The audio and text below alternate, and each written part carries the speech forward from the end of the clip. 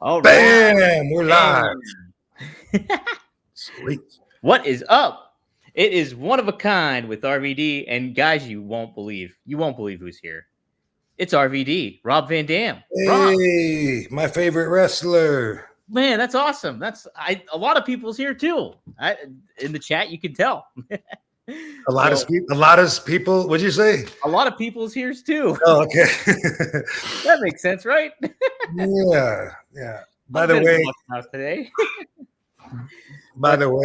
way, I'm like, regardless of the image that some people have from RVD because he smokes, those who hear me articulate my thoughts know a different RVD. Those that watch the show, all I was going to say was that I'm one of those people that you want to edit your writing. I pick out like not every, but I'm really, typos stick out to me like crazy. Yeah, and so do grammar mistakes. I mean, if it's like slang, you know what I mean? I'll text you and be like, we're gonna have Sabu on, but. But when it's obviously a mistake or something, it always sticks out because that was just something that I was really good at and understood in school. Hey, come here. Yeah, you got a new member of the family there, huh? Yeah, I do. So we got a new puppy, and she's trying to make her day. Oh, don't beat her, baby. This is Lovey. Oh, look at Lovey. Lovey. Oh my gosh. Yeah, she's a Brussels Griffin, just like Barbie. Different color. And she's only 12 weeks old. She's so new. Man. Oh, look at her. She's a sweetheart, but she's got a lot of energy and really sharp little needle teeth. Yeah. And little Barbie's so jealous. Like, she's looking at me the whole time, like, you still love me, Dad? And get away from him. And yeah, it's amazing because it gave me some fodder for an RVDology episode in the near future. About competition. I always stress that people, that's one way to live. People are so competitive, but then it sets expectations, and it's like you since you're a little kid, you're always in contest, to see who's the best this. And sometimes it's shit that might not give you too much self-esteem. Let's race and see who's the fastest runner and who's the slowest piece of shit in the second grade. I mean, that's how it can feel like, so I have a different, for being someone that's so successful, you might find that ironic that I would say that a passive, more joint communication, group effort is something that I find to be a lot more productive, peaceful, positive, and conducive to my desired lifestyle than competing and being boom, get it before someone else gets it, and screw those guys. And but sometimes you have to. But it's amazing anyway that you can see that even in the animals' instincts in nature, how they are. It. Like, especially if you have dogs too, because I mean, I grew up with like 3 dogs in the house or whatever. If you give one affection, the other one's like, hey, what the heck are you doing? What about me? It's like definitely that kind of thing. I'm going to do an RVDology episode on that in the next few days anyway. I've been taking notes, and it's just, some people hear what I want to say, and those are the people that I want to reach. So yeah, it can be a lot less stressful not thinking that it's a way of life. But if you work at Wall Street, and you're like, boom, while you're sleeping in, while you hit snooze, those extra 9 minutes while you're sleeping in, someone's out there making a sale. Boom, boom, boom. Like, hey, that's a way of living. But I say, let that early bird go eat the worm. I don't like worms anyway, and I'm gonna do my own path and search inside for my own self-validation to feel like my own levels of success or failure based on my own thoughts, not everyone else's. But those are just words. I mean, obviously, I'm a world champion. Come on, I mean, look at me. But that's it. But but in real life, this is more along the lines of advice that I would want to pass on to somebody else that's looking for guidance. When you were in the thick of like wrestling and stuff like that, and you always talk about being in that competitive mode when you were in that, how long did it kind of take you to kind of get out of that? Or do you kind of find yourself when you're even back in the ring at certain points, kind of getting back into that mode? Like, well, I mean, when I'm in the ring, that's different. You know what I mean? I got to turn it on. I turn it on and I turn it off when I'm home, you know? So that's how that works. I mean, of course I'm still competitive. I still, but I compete against what I think are expectations of how I should do that night, you know, or my own, preconceived standards that I set for myself. I'm out there though, being me. I mean, if someone else, when it comes to like, hey, if somebody else wants more ring time, take it. You know, someone wants more camera time, somebody else, you know, thinks that should be me that's on the paper. Hey, you know, I am past all that now. Now, when it comes to any of that, it's just business for me. And I worked a long time to get where I'm at. But when it comes to getting that out of my head, that's something that it's something that took me a long time of being away from the full time, because I was so burnt out from the monotonous schedule of traveling 250 to 300 days a year and not feeling like I was being appreciated, a la compensated enough, either in any way. And so I was so burnt out. Here's one way I'll describe it. No, here's two ways I'll describe it. One, I'm going to use our friend Shad Gaspar as an example, because he said this and it made so much sense. I thought that's a great way to explain the competition, because, you know, I mean, let's face it, with the way that the business is changing to the new work-friendly environment, those people, they don't want to look at it as competition. They want to look at it more like everybody's just working together. They're all friends. There's, you know, it's scripted. You're playing a part, you know, so they want to take all of that out of it, which you can't do. But here's the way that Shad Gaspar, fly high, bro, said.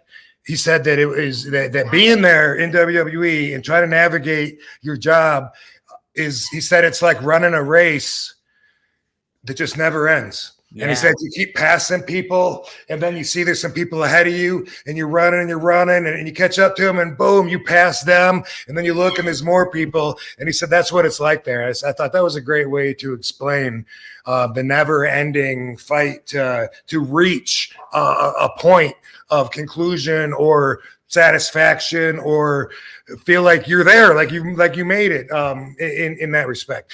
Something else I'll say though, like in my old house in California, I couldn't have any pictures of me up in on the walls. There might have been a couple of family pics that my evil ex put up, maybe, but I didn't have, you know, my Hall of Fame picture hanging on. I didn't have this, you know, this artwork right here, people that fans give me and stuff.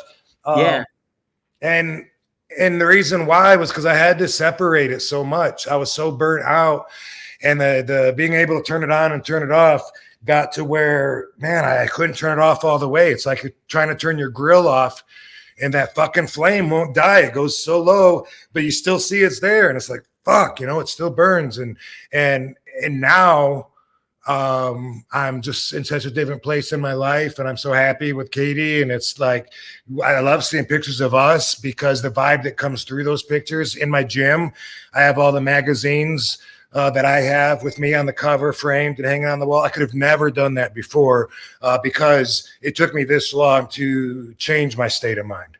Yeah.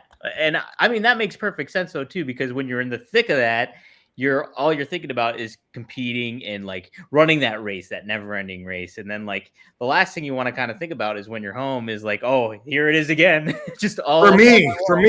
Yeah. For me. Yes. Not a lot of, I mean, a lot of wrestlers, you know, I used to, like, we'd be on international trips, and I'd be tripping, like I couldn't believe, like on the bus, like maybe Matt Hardy and maybe like Shane Helms or someone, they'd be playing wrestling video games or watching videos of wrestling.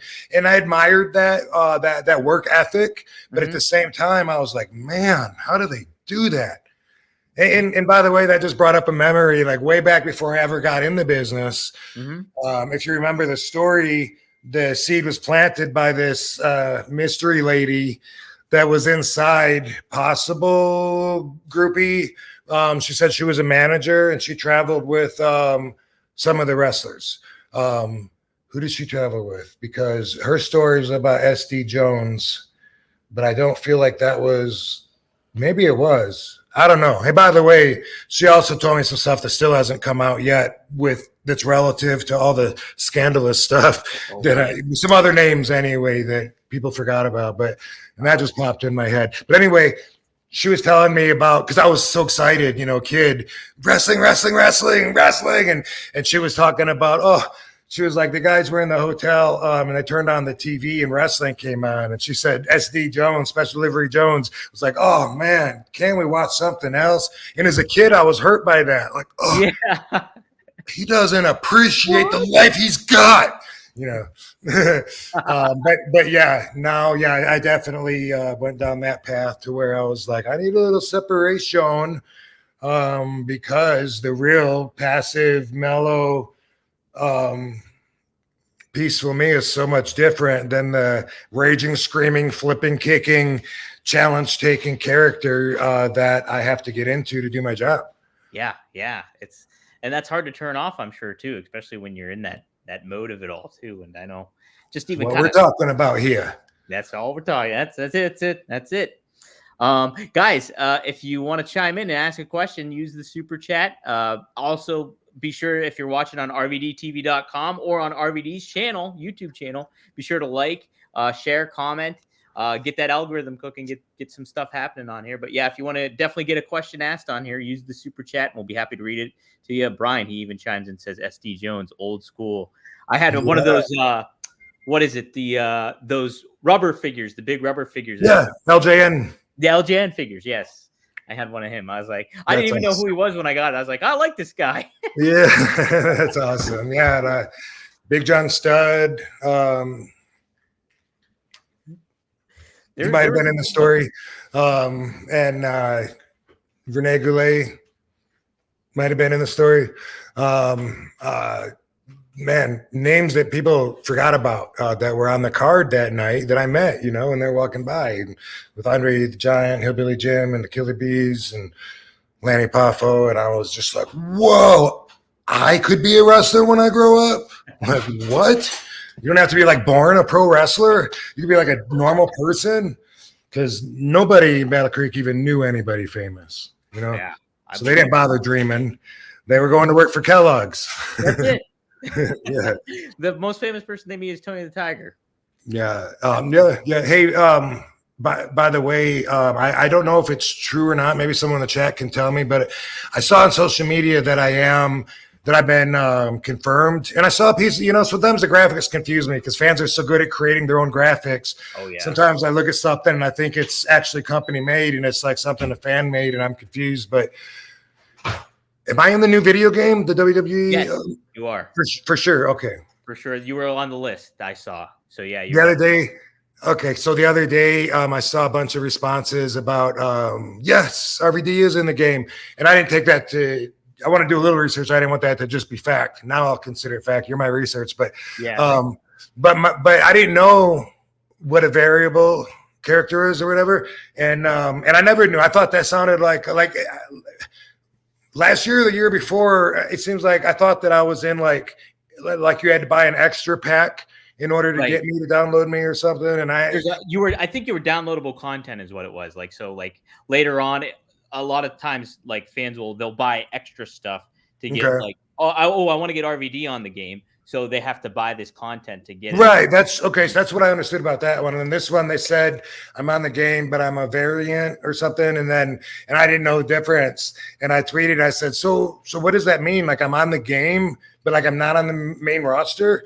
And, because I knew they would tell me. And they said, from what I understand, they said that I am on the main roster, but it's a variant, meaning not the same year as the other wrestlers. Like it's an older version of me. Is that what it is? Because what they're doing is, since it's WrestleMania 40, they're doing like a WrestleMania, I think, like story mode basically. So probably whichever, like one of the WrestleManias that you were a part of, that's going to be the variant that you are. Okay. Ooh, yeah. Mm-hmm. Maybe they'll put the the banned Japanese flag on that the action figure got recalled before they made mass production of it. Really? That got banned? Yeah, so the WrestleMania, was it 22 when it was old school ECW versus new school ECW in Detroit? Whatever that was. Let me see here. Yeah, whatever that was. I had this white outfit with the Japanese like sun rising flag. Yeah. Yeah, so they made the action figure, and then they decided that they couldn't sell it because there was a conflict in there was something to do with the relationship between Japan and Korea, and somehow this flag was going to be considered offensive, maybe like the rebel flag here to some people, but either way, they pulled the figure. It never made it to the stores, but according to legend, they did actually do a short run of about 30 of them, is what I was told, that were in the office at is it Mattel that does? I think Mattel does the figures. Yeah. Okay. And so I guess Rob, that might have been Jakks Pacific back then, though. I think. Okay, maybe it was just last year or 2 years ago. But okay, okay. No, then you're right. It's Mattel. Then it's Mattel. Okay, so so either way, the figures are out there, and when you find one in the box, it's worth a lot of money. It's what, I mean, I've seen them a long time ago for $500 or $600, and I was like, damn, man, like I need that for my collection. But then I see a lot of them that are out of the box too, and I have one of those I have like at least 4 action figures. Some people don't even know about that are like this, that didn't make it to mass production, that are prototypes or, a sample from a small test run or whatever. But I forgot what I was going to say. I just looked at you and you made me laugh. The action figure. So I was told, so I don't know how reliable it is, but I was told that there was about 30 that were in the the toy office, and that some of the workers took them home or whatever. I have signed about between 6 and 8 in the box. And so if there was 30, then, that's a lot. And I don't know if all 30 were in the box. I assume they were, but you know what assuming does. I mean, how did they get out of the box anyway if they put them in the box? That's it. Yeah. Maybe it's like Toy Story. They came to life. And but anyway, so what I wanted to say was I put on Twitter. So what does that mean? Like I'm not in the main roster on the game. I may have been on the main roster. And one kid on Twitter, I assume he was the kid, wrote like, he wrote, what did he write? I wanted to show the tweet, but it was like several days ago.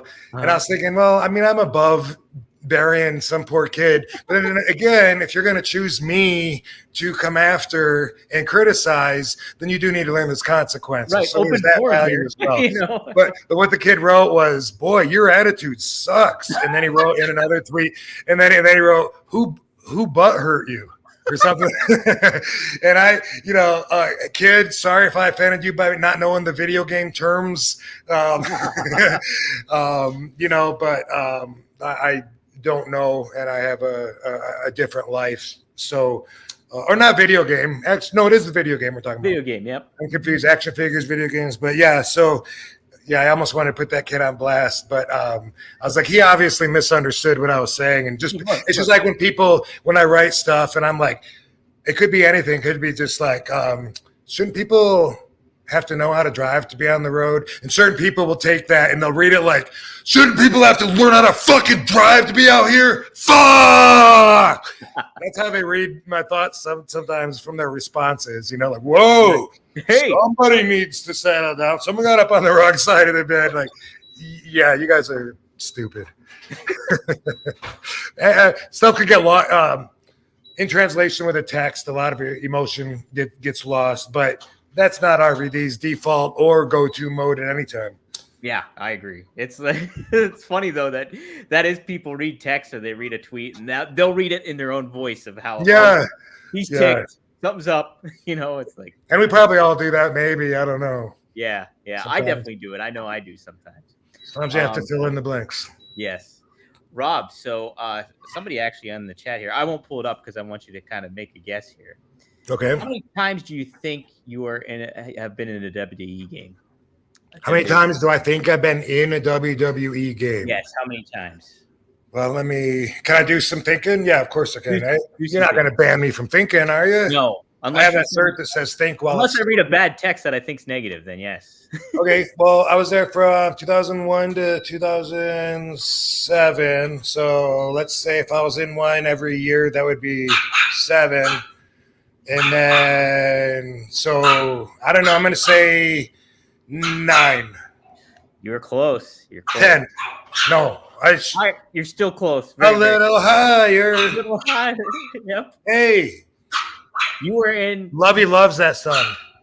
She's digging it, Seth. Seth, if you're in the chat. Barbie's being so good. She's just completely ignoring her. No selling it.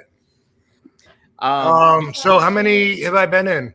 According to VPool88 here, Rob Van Dam is featured as a playable character in the W2K24 roster as part of the Legend roster. This marks the 11th appearance for RVD in the main WWE game series. So how about that? Well, that's pretty cool. I wonder if back in the day, maybe I was in more than one, because I remember there was that Crush Hour. I was going to bring that up because that was like vehicles a shooting game, each other. It? Yeah. Most of that stuff I have wrapped in plastic still. Really? So I know the artwork from the covers, but I haven't played most of them. Sometimes in a fan competition, but I get my ass kicked. Once video games came up with more than 2 buttons, I was lost. That was I'm so overwhelmed trying to play them now, and I play punch, jump, got it. That got those ones down. Even when it came to Sega Genesis, I got confused. I was like, I got to hit all these buttons at once, try to make that happen. There's a game, the only one that I played, I think, that had more than 2 buttons, or that was confusing anyway, but I got really good at it, called Virtual Fighter. And I don't know. That was PlayStation, I think. Well, it was at the arcade when I played it. Arcade game. Yeah. It was like Mortal Kombat, but brought up to, I don't want to say futuristic, but look kind of 3D, whatever they did with the art and graphics and stuff. And it was so fun, but that'd be like, I wanted to leg sweep somebody. I got to hit the joystick down twice and then hit both buttons at the same time. Boom, boom, boom, leg sweep, boom, boom, boom. Push up and hit kick to do a jumping kick, and it was like you had to learn, push back in this button to do a backflip. Dude, I think I can still play it. I can't believe I think you could. It's almost like riding a bike. Once you pick it up, you're kind of back in the mode of it all. Yeah, I want to play it. Let me play the game. Hey, I don't know if you should be playing with that lighter. You're only 12 weeks old. Dog years. She's not even up for dog years yet. She don't even 7. Yeah. Oh, look at her. Now, does Barbie get along with her for the most part? Or not really yet. Not really yet. She kind of thinks that she's annoying. Yeah. Yeah, because when she'll try to, she's too, it's so funny to see Barbie looking big because Barbie's 11 or 12 pounds, but Lovey is, how much do you weigh, Lovey? 3.5 pounds? Oh, she got the other lighter. Hey. Mommy said to get that from you. Whoa, now she got the duty. Okay. Don't call parent services on me, whatever that is. So, yeah, but she's getting better. She's only, I think they've only been together 2 days or something, and Barbie's getting better. But at first, she would, Barbie would nip at her, and we're like, whoa, she's an infant, don't be too rough. And she's getting better. But this little dog talks a lot of shit, so I don't blame Barbie. Right, yeah. You got to stake your territory kind of thing. You heard her, man. She's like, that was her talking shit to Barbie. That's it, yeah. Come on, what do you got? Who do you got? Come on, let's go. You can't do nothing. Get me. I'm right here. Don't assume. Okay. Rob, did you have a dog growing up? I forget. Yeah. Did you? Always. I come from a dog family. Although, we always had dogs, and the dogs were part of the family, but they weren't now. I just put I was in front of my mom a couple of years ago, and I put like a dog treat in my mouth, and it's sticking out, right? And I like to do that and bend down so that the dog will like take it out of my mouth. My mom was like, "Ooh, Rob," it's like there's nothing even touching my mouth except for the dog biscuit, like how's that gross? But yeah, we've bonded so much now that I'll be eating and I let Barbie eat right off my fork. Hey, there's nothing wrong with that. I did that all the time. Not that I see. It brought us closer. That's it. It's a bonding experience. Mm-hmm. And she's been clingy too since Katie brought Lovey home. Barbie's been like, if I get up and start walking, she's right on beside me. This is my daddy. That's it. Don't forget about me.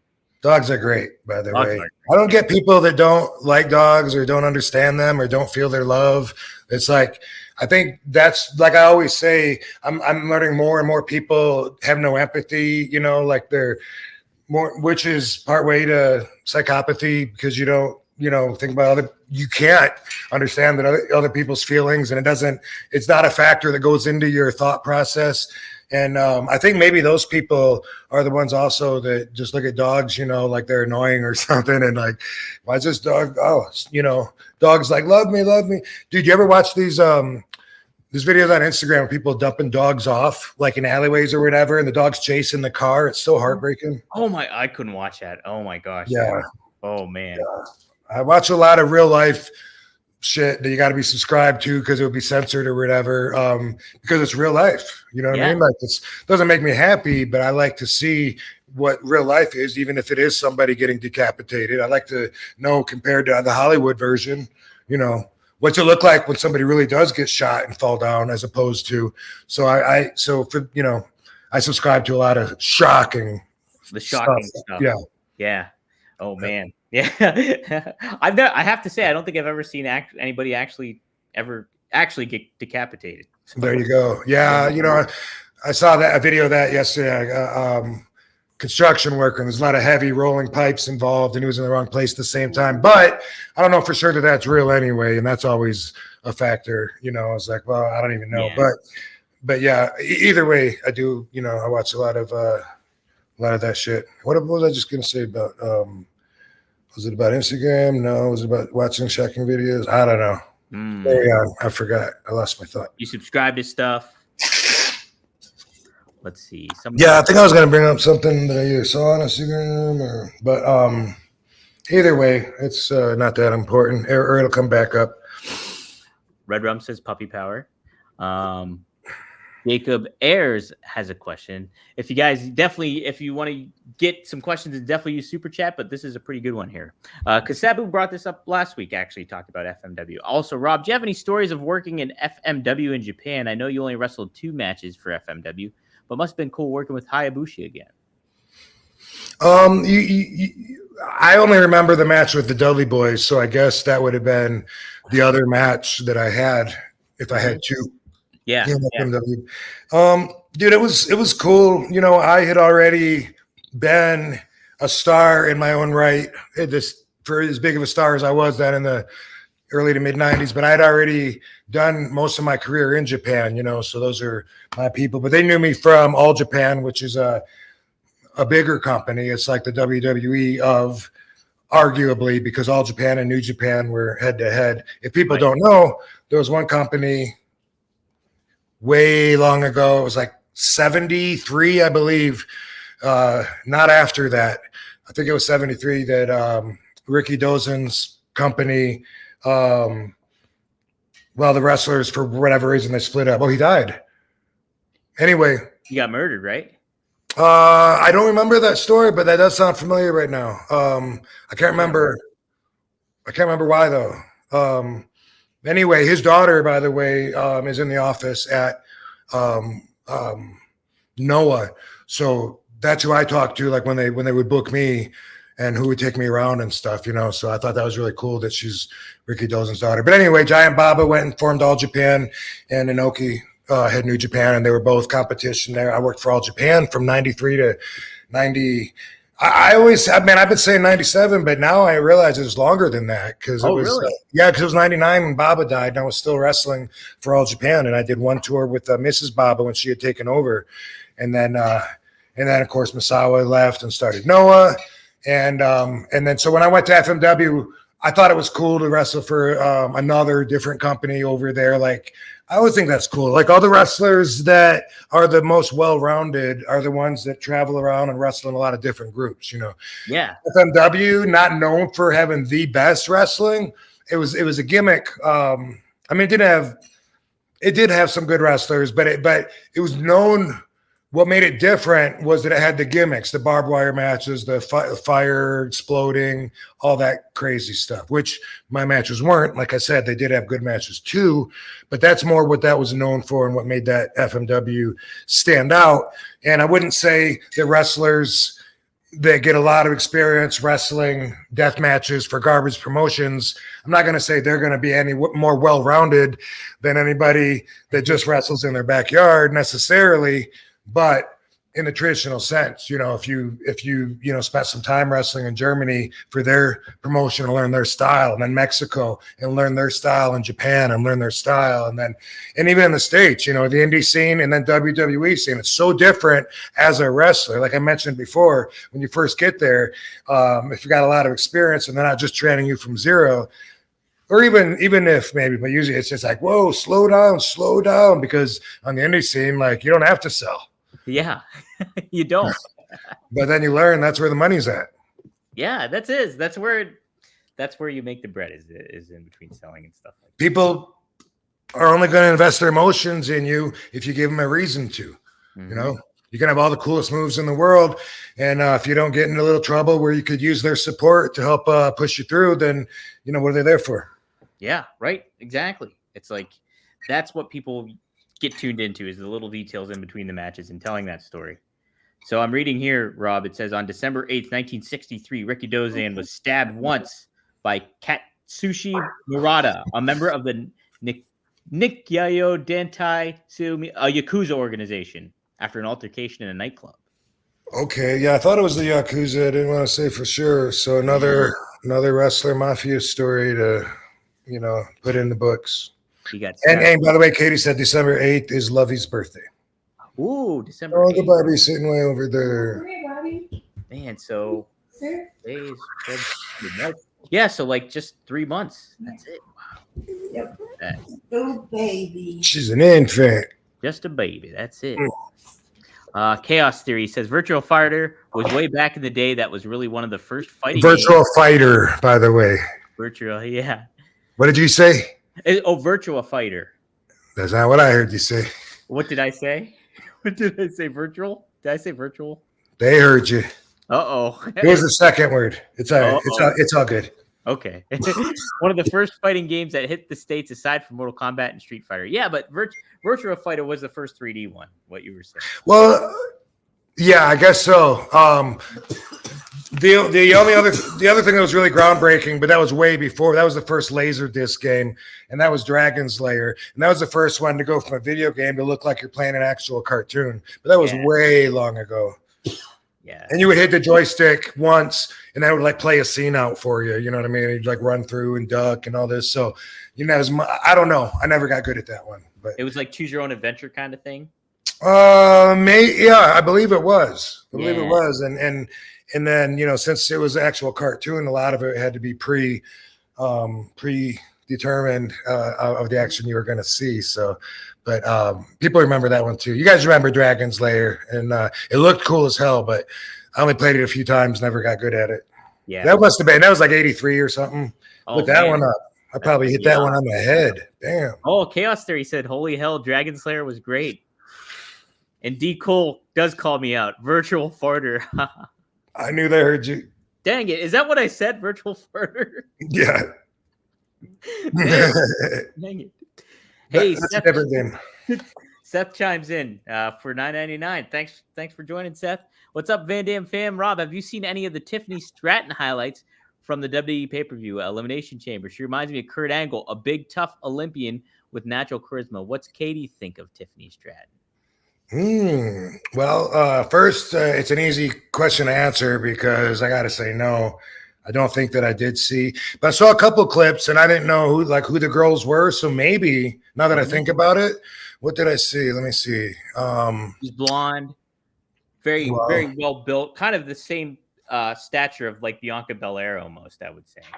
I'm trying to think of some of the high spots that I saw. 'Cause that's all I saw was like one move at a time. Off the top of the pod onto everybody. She did like a senton. I did see that. Yeah. And she's super strong. Like she had 2 women on her shoulders and stuff like that. And I think did like the Ken Kennedy move where he flips over on it, like almost like a forward Samoan drop in a way. RVD move too, but go ahead. Oh, there you go. Yeah. Do I need to bring up RVD doing that in the 90s with Jerry Lynn? Oh, that's right. Rolling into the corner, into a moonsault, into a. Oh, yeah, there you go. Dude, I'm the best. Try and find something I didn't do first. I actually got that from I didn't make that up. I got that from they called him Max Moon in WWE for a while. Pat Tanaka's partner in Orient Express. The fuck's the kid's name? Let me see here. Because Conan was Max Moon too for a little bit, wasn't he? I don't know about that. I think Paul Diamond. Thank you. You're welcome. It's funny I call him a kid because he's older than me, but yeah. But he would do that. That was his finishing move way back in the day, and I took that and used it in my repertoire. Do you know Tiffany Stratton, baby? Yeah. What are your thoughts on her? I love her. I like watching her. I love her gear. She has like Barbie looking gear, and then her body. I mean, her body. She has like a really cute muscle body and a really pretty face. And I like her hair. She's glamorous. Cool. And her moves are cool, like gymnastics type moves. Her entrance video too is very Barbie-esque. If you've seen her entrance video, she's got like the font and all really that. Mm-hmm. Awesome. Cool. Yeah. Sounds like she gets 2 thumbs up here then. She's big time. She cool with Katie, she's cool with me. That's the rules we go by. That's how it rolls. That's how it rolls. She was actually trained by Greg Gagne too. So okay. Okay. Wow. Yeah. Add her to the long list of pros to come out of that territory, huh? Come out of the AWA territory there.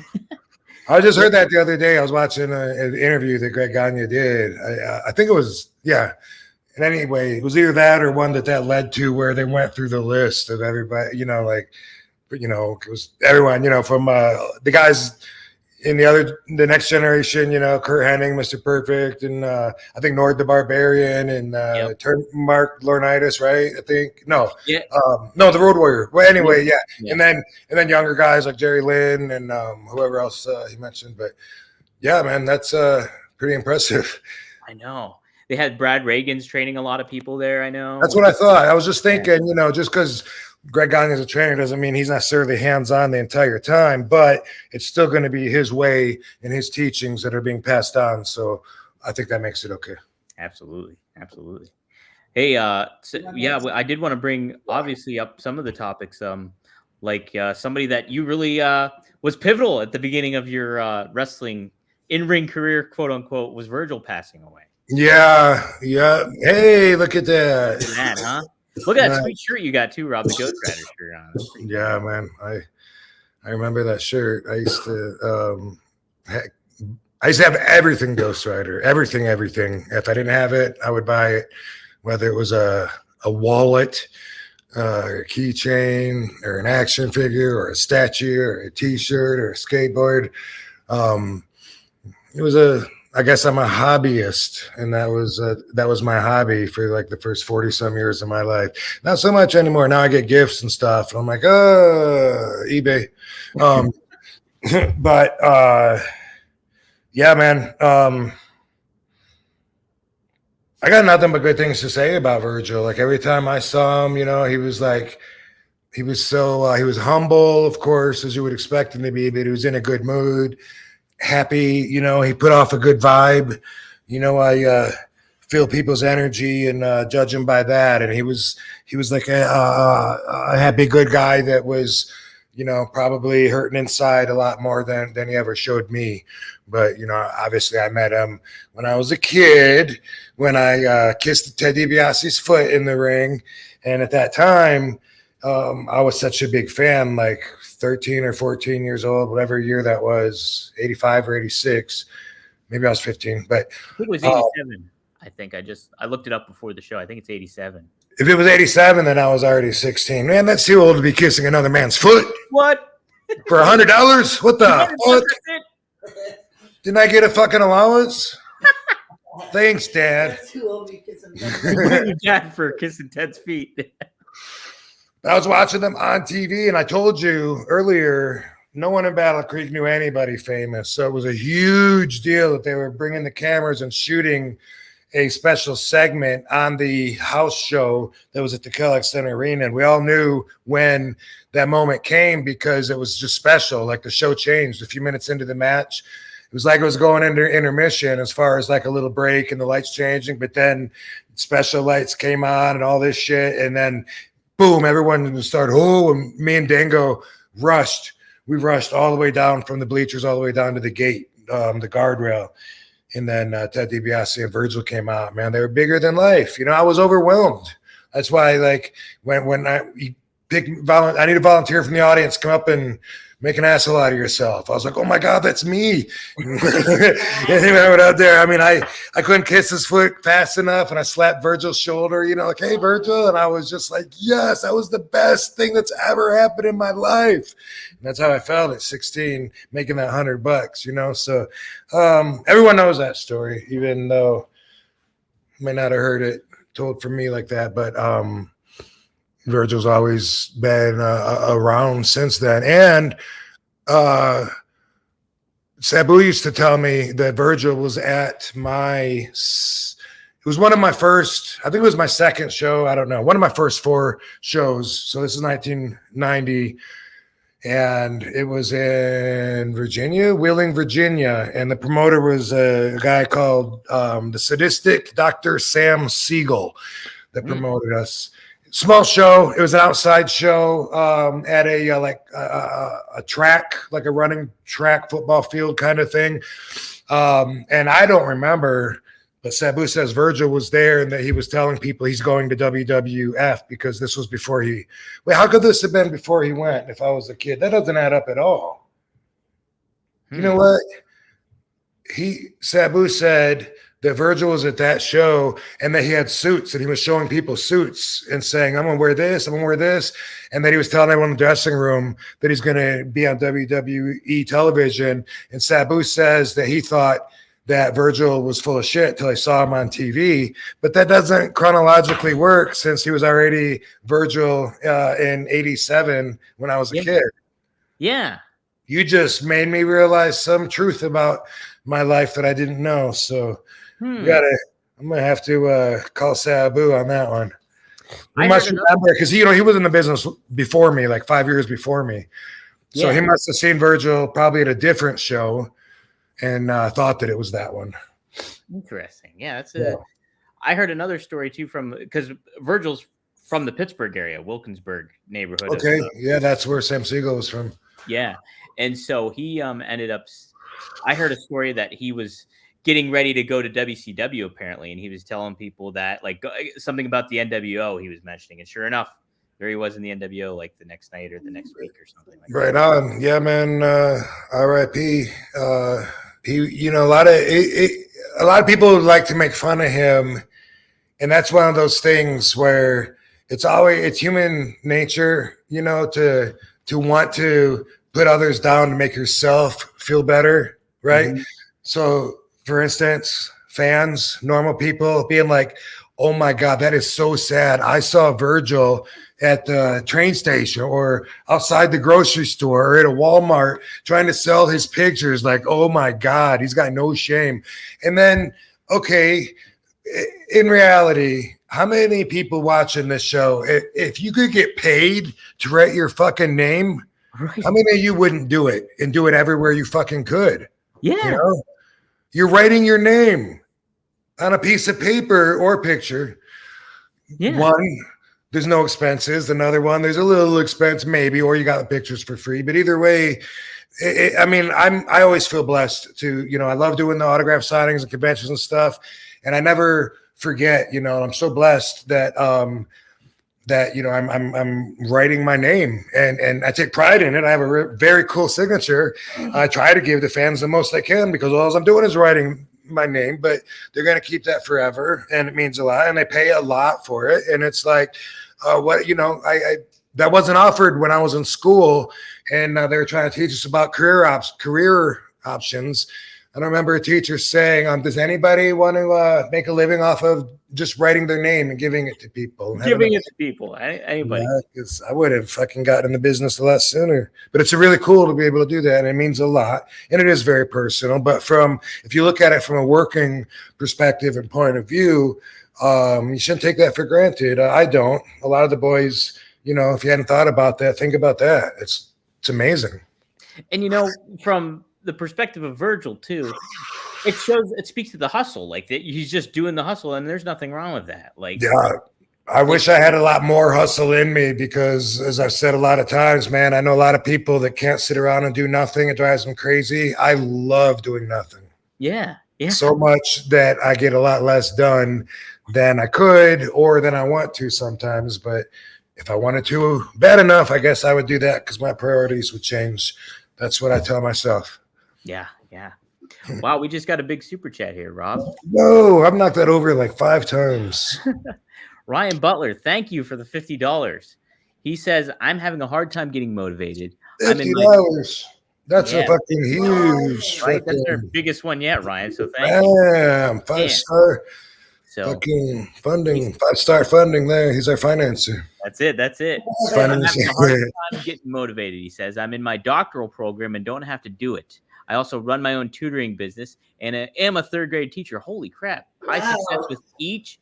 Rob is a role model to me. Coaching words, please. Rolling Thunder. Rob, what kind of advice do you have for him spinning all these types of plates here? Holy smokes. Yeah, well, definitely I can talk on that for a moment. I struggle with motivation all day, every day, so I can relate. How long has it been, baby, since I told you I got no motivation? I don't know, long time. She never listens to me. I was just saying that like 2 hours ago before you took a nap. Here's my example. A lot of people that work out, especially if you're going to make a living off of your body, but don't even have to go that far. A lot of people that are into fitness, boom, they get up, they hit the gym first thing in the morning, get it out of their way. I've been wanting to do that for 30 years and I can't do it. Like, I can do it once or twice, but I can't get into the routine of it. I don't feel like working out in the morning. I'm not warmed up yet. And I tell myself that all fucking day. And a lot of times it's 2 a.m. and I'm hitting the gym because my life is that open, because I can, but all day, that's what I'm getting ready to do is work out. That's almost every day for me. All right. Sometimes I hit it, like if I have something to do, like the show or a trip, that motivates me to hit it a little bit earlier, because I don't like working out at 2, 3, 4 in the morning. I do have a great workout, but the reason I do that is to punish myself. And then I think, you know what, because I made myself do this, tomorrow I'm going to do it first thing. I don't, but I fool myself with that all the time, nonstop. I don't know how many times I've asked my hypnotist friend. He does a hypnotist show out here, Mark Savard, and he has all these motivational fucking DVDs he used to sell on willpower, diet, this and that. And I've asked them, like, do you got something like for motivation to like make me do something when I don't have to do it? And this is what he's talking about. If I don't have to do something, I can't fucking do it. I can only get ready 2 minutes before I have to leave, or before I'm supposed to be somewhere even. And I got 15 minutes worth of stuff to do, but I don't realize that. I can't, I'm the worst, bro. One way to motivate you is to say you could always be worse. Imagine getting scripts sent to you for parts in movies that you're in, and you don't even look at the fucking script until the day of. Not because you're so busy, but because you didn't get around to it because you didn't have to. That's me. And I've just always been that way. Doesn't mean that I'm helpless. I know I could get better. I'm positive. And so a lot of people listening to this would be like, oh, Rob, you motivated me, and now I'm finding out you're a loser. No, I'm telling you, I can relate to you. I get done what I get done, and it is with a struggle. Lou Ferrigno told us some great advice. Did he tell us, or maybe he just okay? Yeah. When it comes to working out in the morning, so I might even ask him about this. Sometimes I bring it up, and I'm like, oh, I kind of make myself do stuff that I don't have to do because I love doing nothing, you know. Yeah. But that's because my spirit health, which is connected to my sense of mind and peacefulness, is my priority, and so that's why. Which I think it should be with a lot of people. That's why doing nothing, being comfortable, is king, and it's hard to beat, you know. So you got to look at the bigger picture. You got to look at your goals. You know what?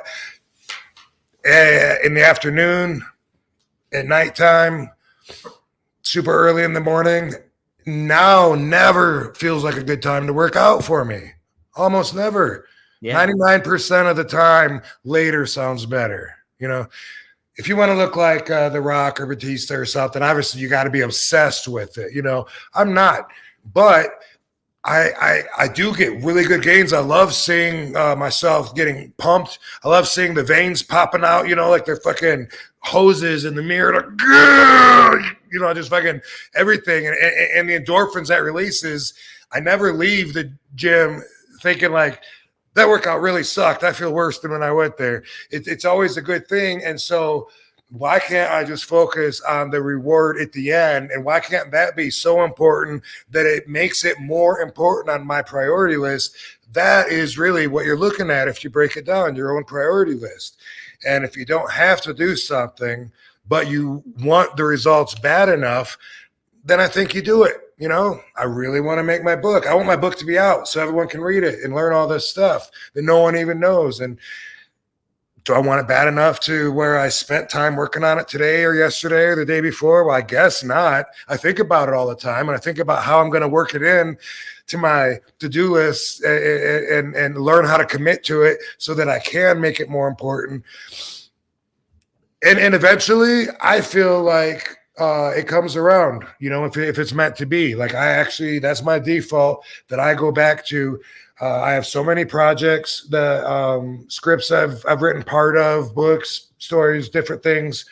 I have stuff that I've built that's half done that I may never finish, and that's just part of production. And that's how I look at it. You know, sometimes in production, like if you're in the TV movie business, sometimes you buy scripts and the movies are never made from it.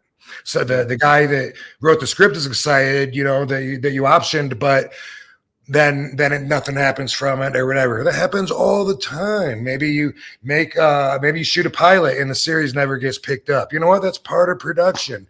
Same thing with setting up, going through a lot of work, setting up sets, stages, planning on doing stuff, and then sometimes it's a bummer, it's a failure, and you just got to look at it like, hey, that's just part of production. That's part of the process. So when it comes to being motivated, you got to look at the reward, obviously, and how much do you want that, and how much do you want your life to include that, and you got to feel like rewarding yourself. You know, I make myself work out, and I'm glad I did, but I totally can look in the mirror and say, if I worked out twice as long, twice as hard, I would get better results.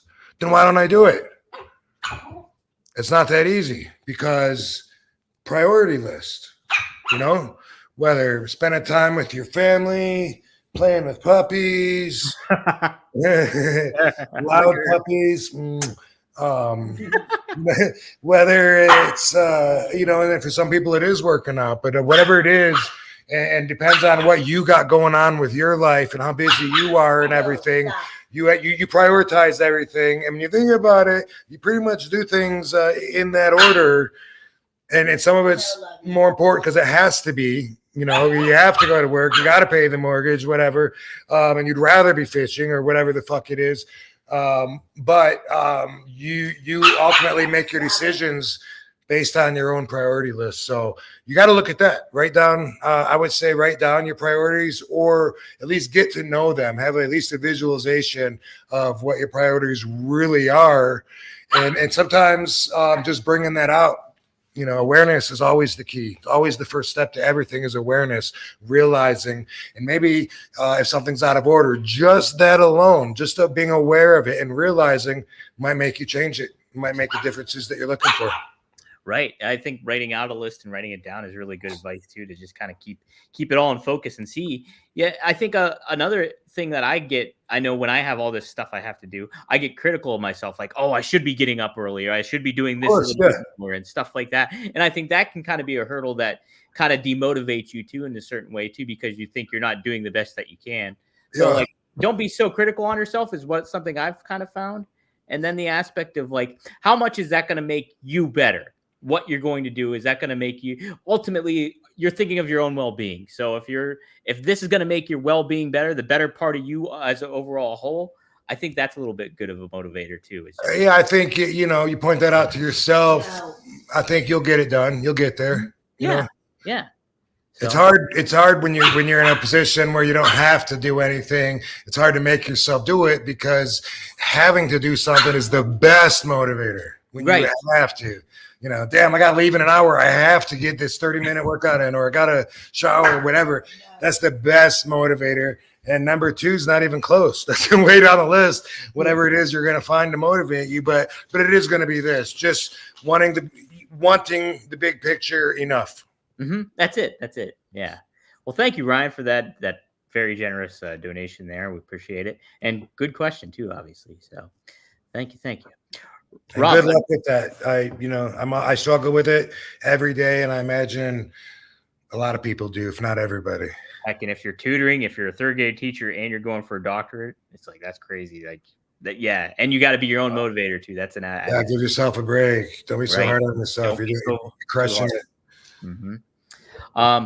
Another talent that passed away this week, I don't know if you had any interactions with him, was Ole Anderson, Rob. He's been known to be a curmudgeon backstage at certain points, but obviously a big influence on the business. One of the original Four Horsemen. Did you have any interactions with Ole, cross paths or anything like that, or was that?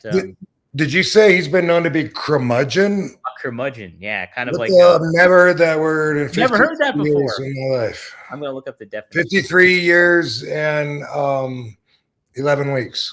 Curmudgeon. Let me see here. I've been hearing that term used quite a bit for him lately. Must be a Pittsburgh expression. It says, okay, so curmudgeon, a noun, a bad-tempered person, especially an old one. So I don't know if it's very fair to call him old when he was a curmudgeon if he was earlier on, but it says a bad tempered. Yeah.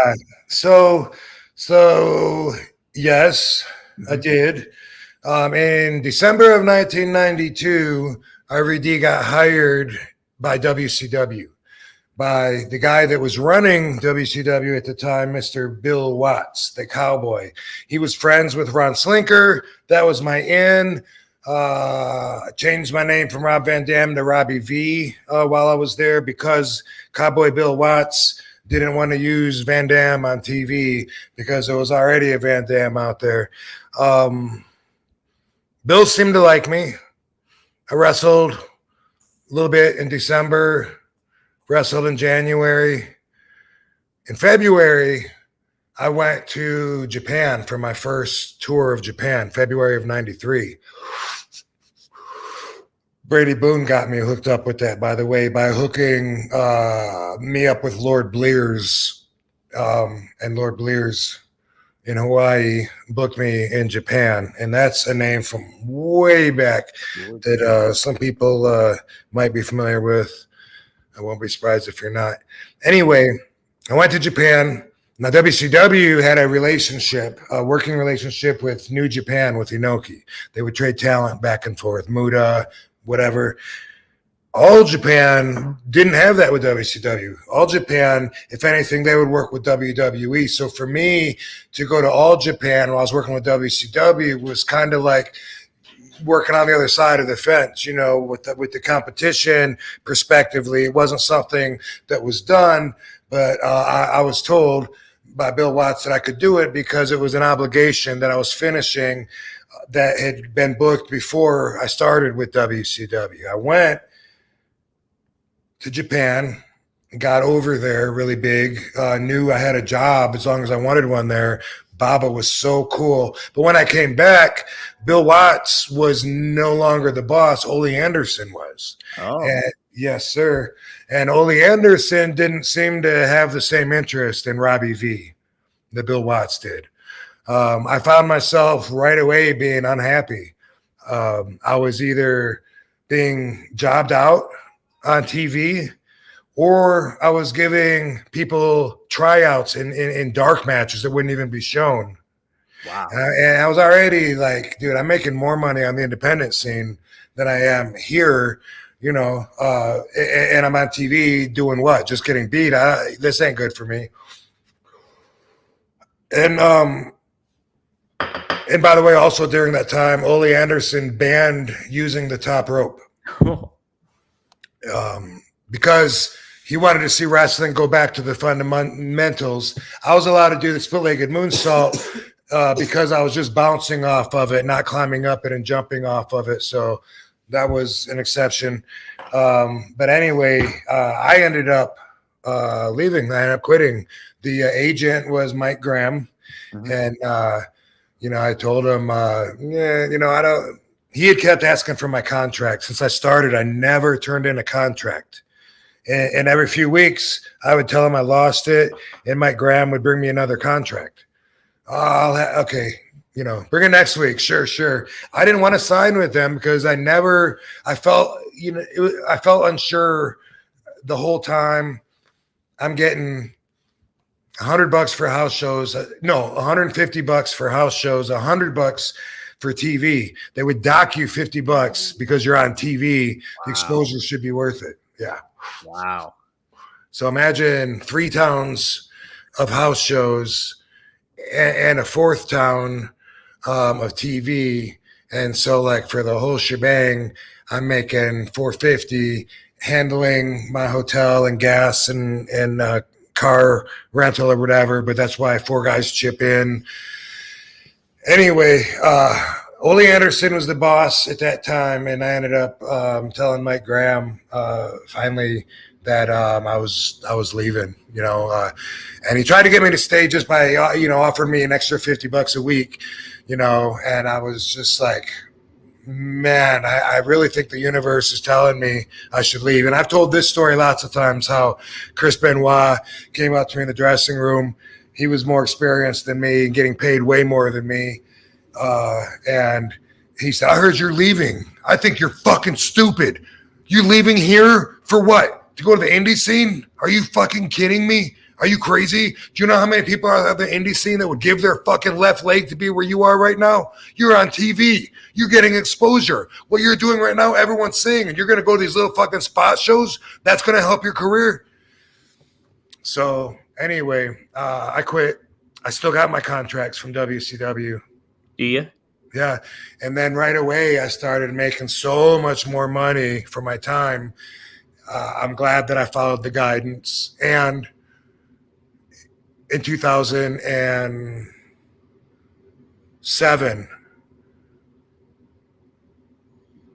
when I chose not to resign with WWE, Chris Benoit comes out to me and says, hey, I heard you're leaving. Deja vu. Wow. He said, I just want you to know a lot of us here respect you for doing that, man. I'm like, okay. I mean, I'm not saying I'll never come back. He goes, no. That doesn't matter, man. You know that it's time to go. See, we don't know. We don't have the sense. We don't know when it's time to go, and you know. And I just want you to know we look up to you for that and respect you. And I was like, okay, well, thanks. I need this. And then he said, you want some protein? He grabbed some protein powder and taught me how to do the dry scoop right there because I didn't have a shaker.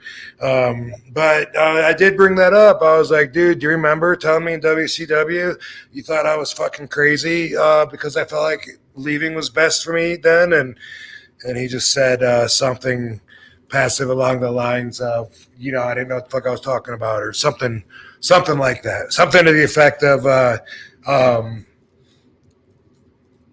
Yeah, well, don't listen to me. I don't know. I don't know exactly what he did say, actually. I said, you remember, let's see if I can find that in my head. I was like, when you told me you thought I was crazy for leaving WCW to go to the indie scene. And yeah, he just said something like, well, obviously I didn't know what I was talking about. Yeah. So, little vindication. I feel like I use that word a lot. My autobiography might be called Vindicated, because really that is this whole stage in life. That's how I'm doing business now, how the universe is treating me, and it's rewarding, and I'm grateful and happy to be here, Dom. Heck yeah, Rob. Wow, that's a good story too, though. Like, it's like you're leaving WCW, Benoit gives you the riot act, and then here he's like, "Hey, pat you on the back then for leaving for WWE." Yeah, and when I left WCW, by the way, I started running shows with the promoter there, who was a friend of mine, Greg Price, who ran South Atlantic or booked for them. Yeah. And so now I'm running shows with him. So if there is a profit at the show, then we're splitting that. And besides that, I'm getting paid to wrestle, and I'm selling my own merchandise, which I would have 2 tables of everything: foam nunchucks, ninja stars, VHS tapes that I bought at the dollar store, and everything. And I was selling sponsorships for the show and getting 25% of that. So I went from making $100, on a TV, from spending that same day, possibly making thousands. Wow. How about that? Jeez. No.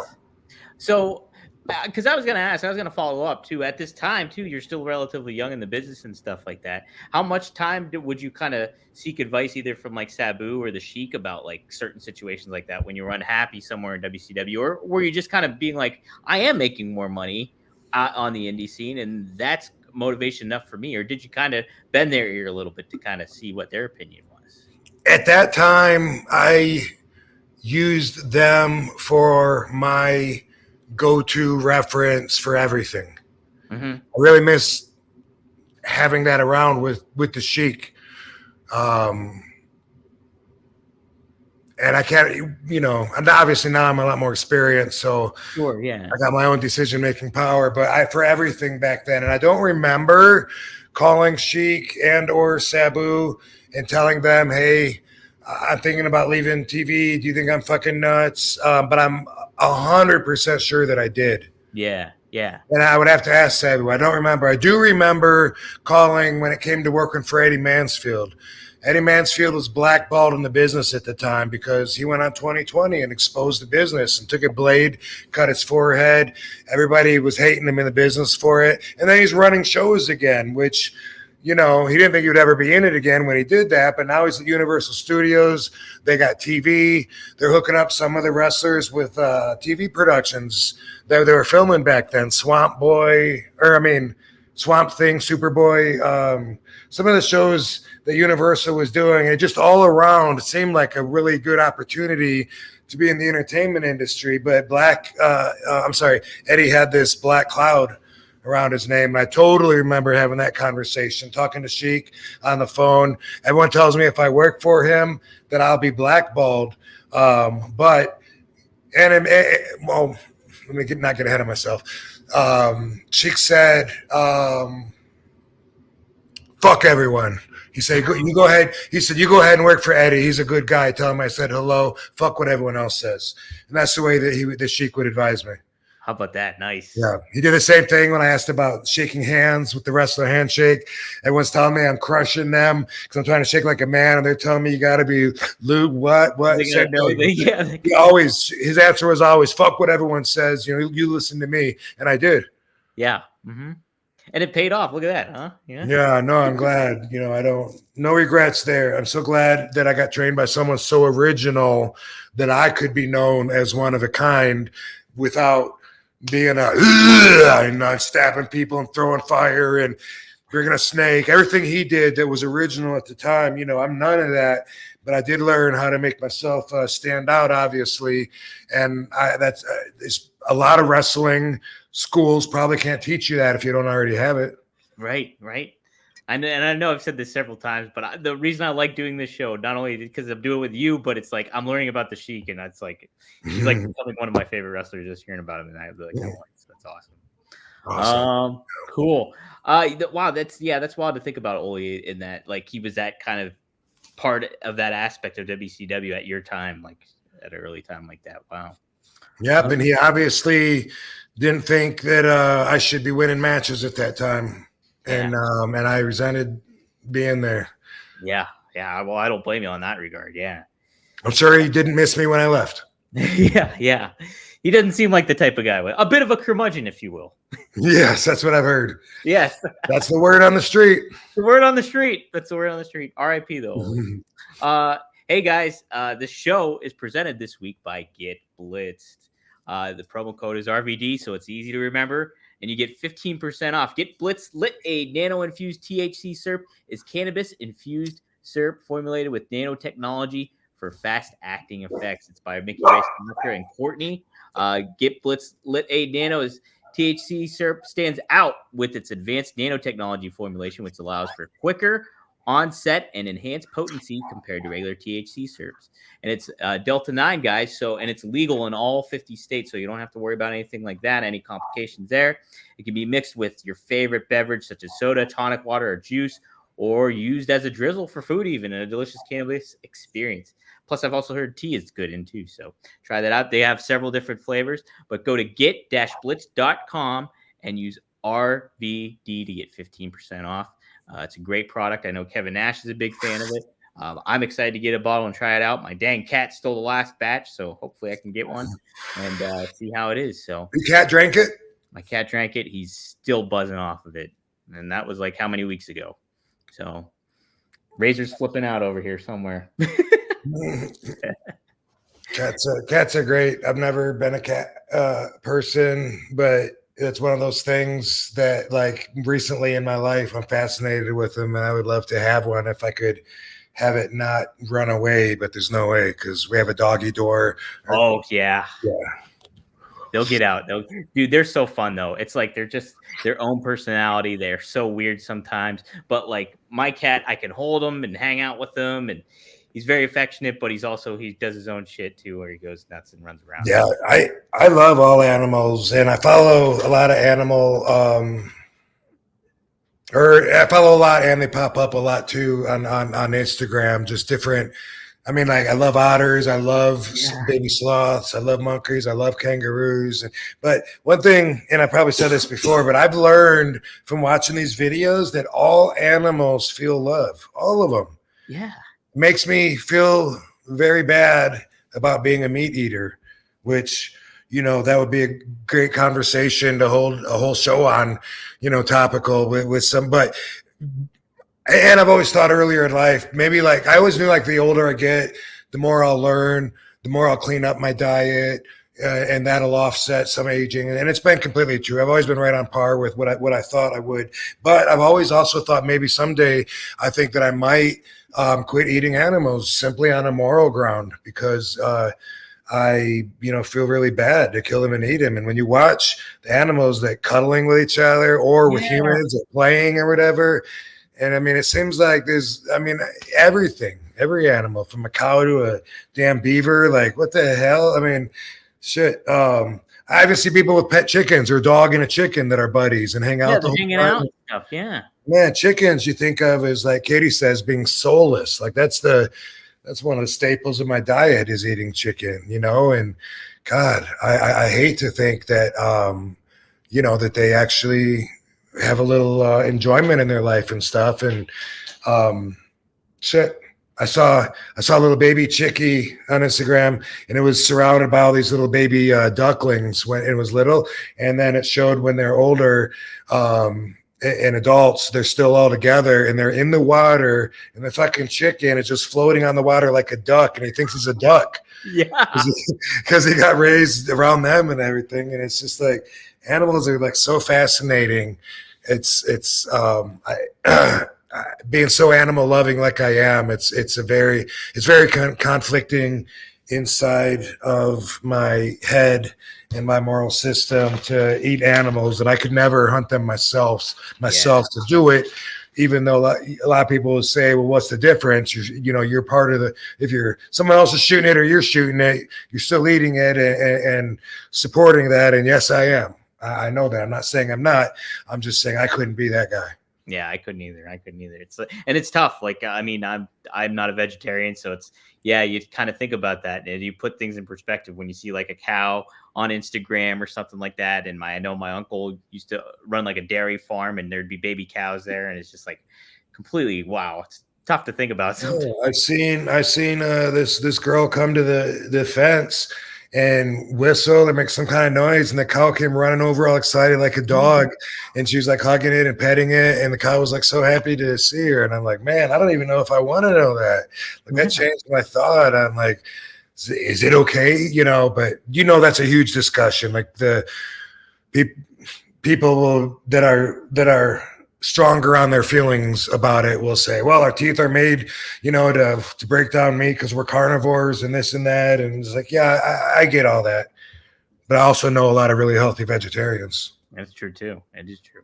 I know some people do need meat in their diet, but there's other alternate ways too to get what you need to, and a lot of that stuff too. Apparently so. Yeah.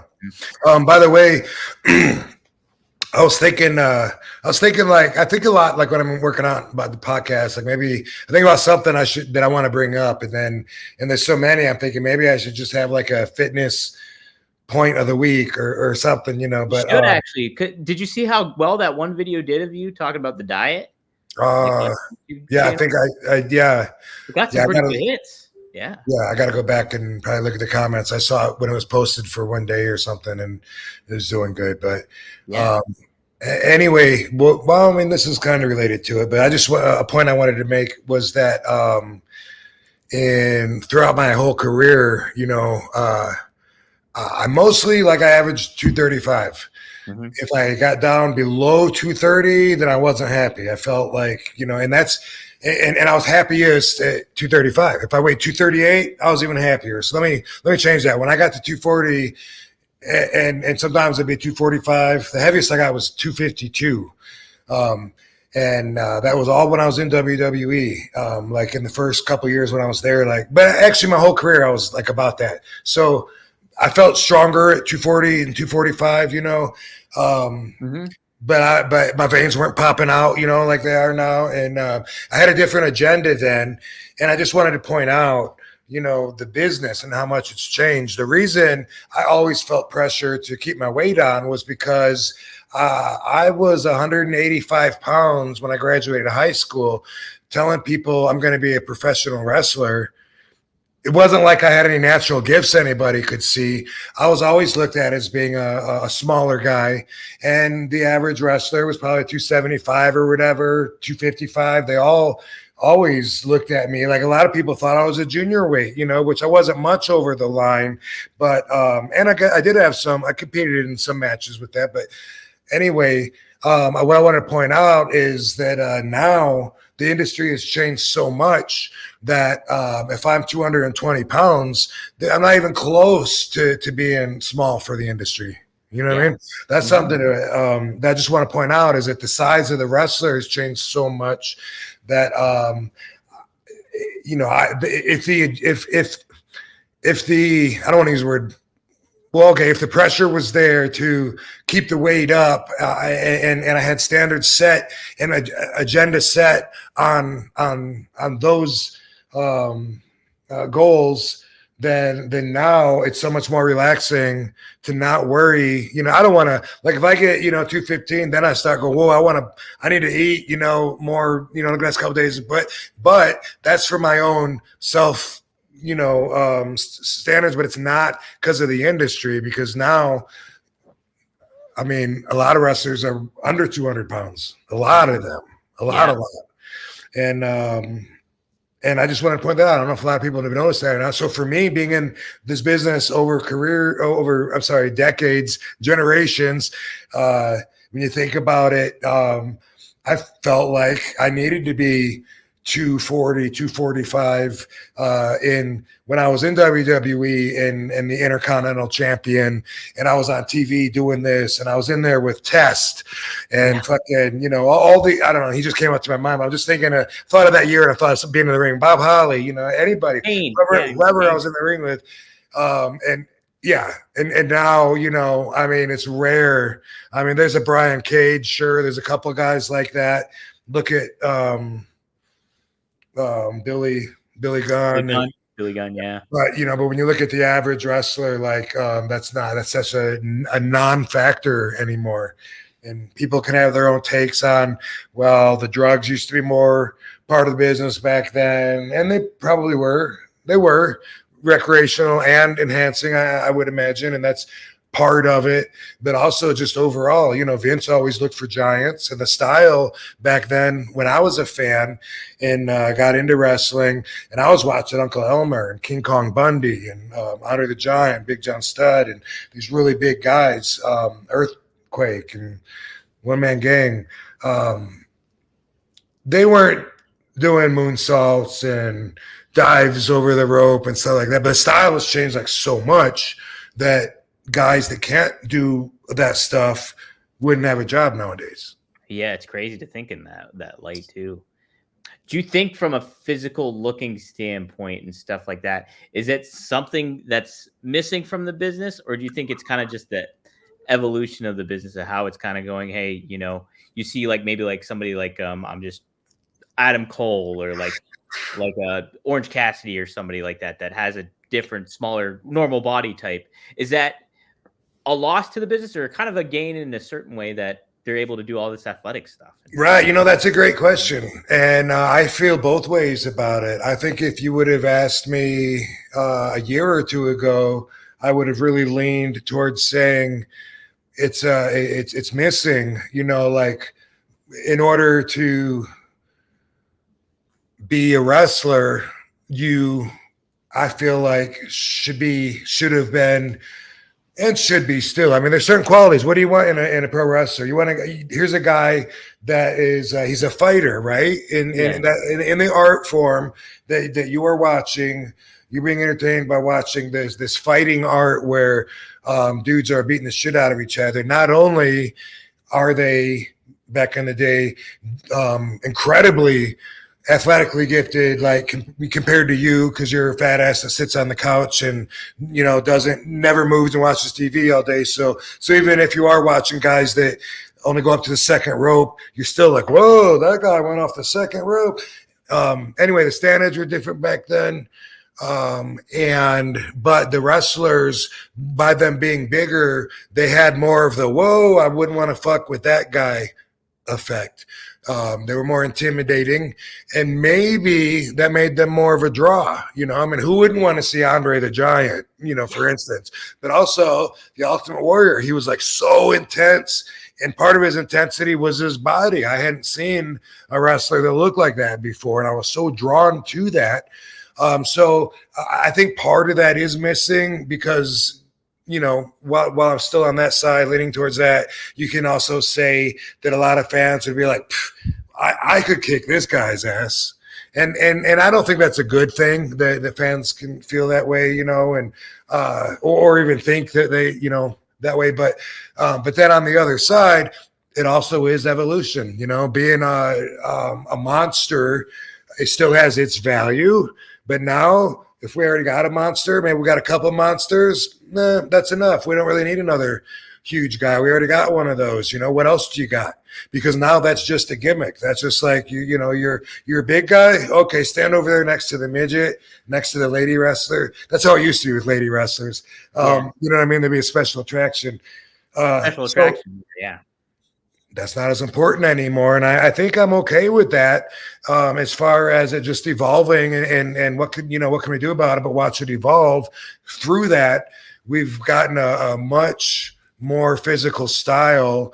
You know, all the wrestlers are doing shit that only like one guy in a show would do before, you know, and that, you know, and flips, dives, whatever, like now is part of wrestling. And man, when I went to Katie's school 8 years ago when I met her, and she was doing hurricanranas, like off the top rope, you know, before she even had the headlock down. And I was like, whoa, like that, I'm not okay with that. That's the extreme that I'm bringing up, but I am okay because I have to be with it evolving, and the advantages are that we get more athletic guys, and when the guys are taking that punishment in the ring with their bodies and stuff, in order for the fans to really feel like they could kick that guy's ass, they got to be pretty stupid anyway. Because come on, dude, you're not gonna get hit and get taking those bumps and stuff and survive, dude. You're in the hospital after one bump. You're a regular dude, you know. Yeah.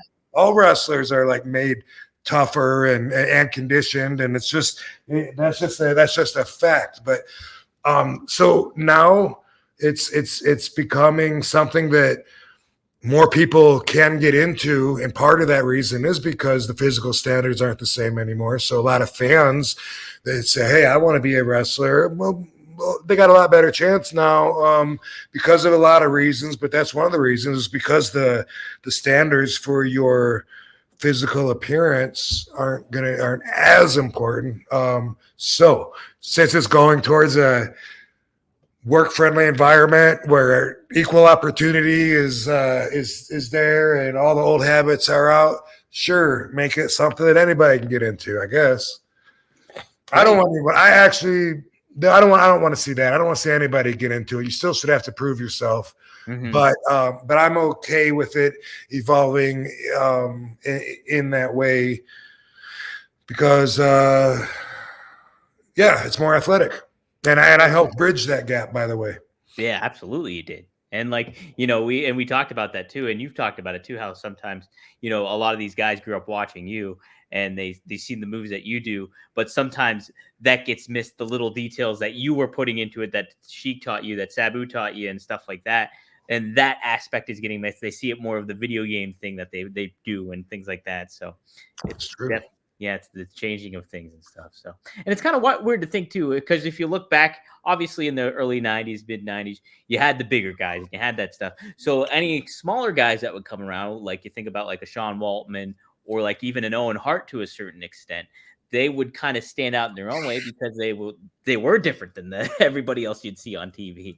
Yeah, I mean, the 1, 2, 3 kid or Lightning Kid, whatever they called him, was the biggest underdog ever. Yeah. Because he was like, oh my God, look how small that kid is. And that's why it was a huge deal when he finally rolled up Razor Ramon with a moonsault, which now would be an opening spot at best. When the Razor was standing and caught him with like this backwards crossbody moonsault kind of thing, and that was the finish, if I remember right. And it was like, whoa, what was that? And it worked.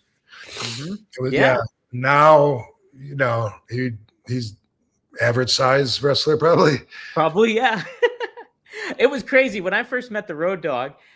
I couldn't believe how big he was. Road Dogg is a big dude, but you look at like everybody else that was on television at the time, it's all like, in comparison to that, he kind of looked like a normal guy in comparison to everybody else.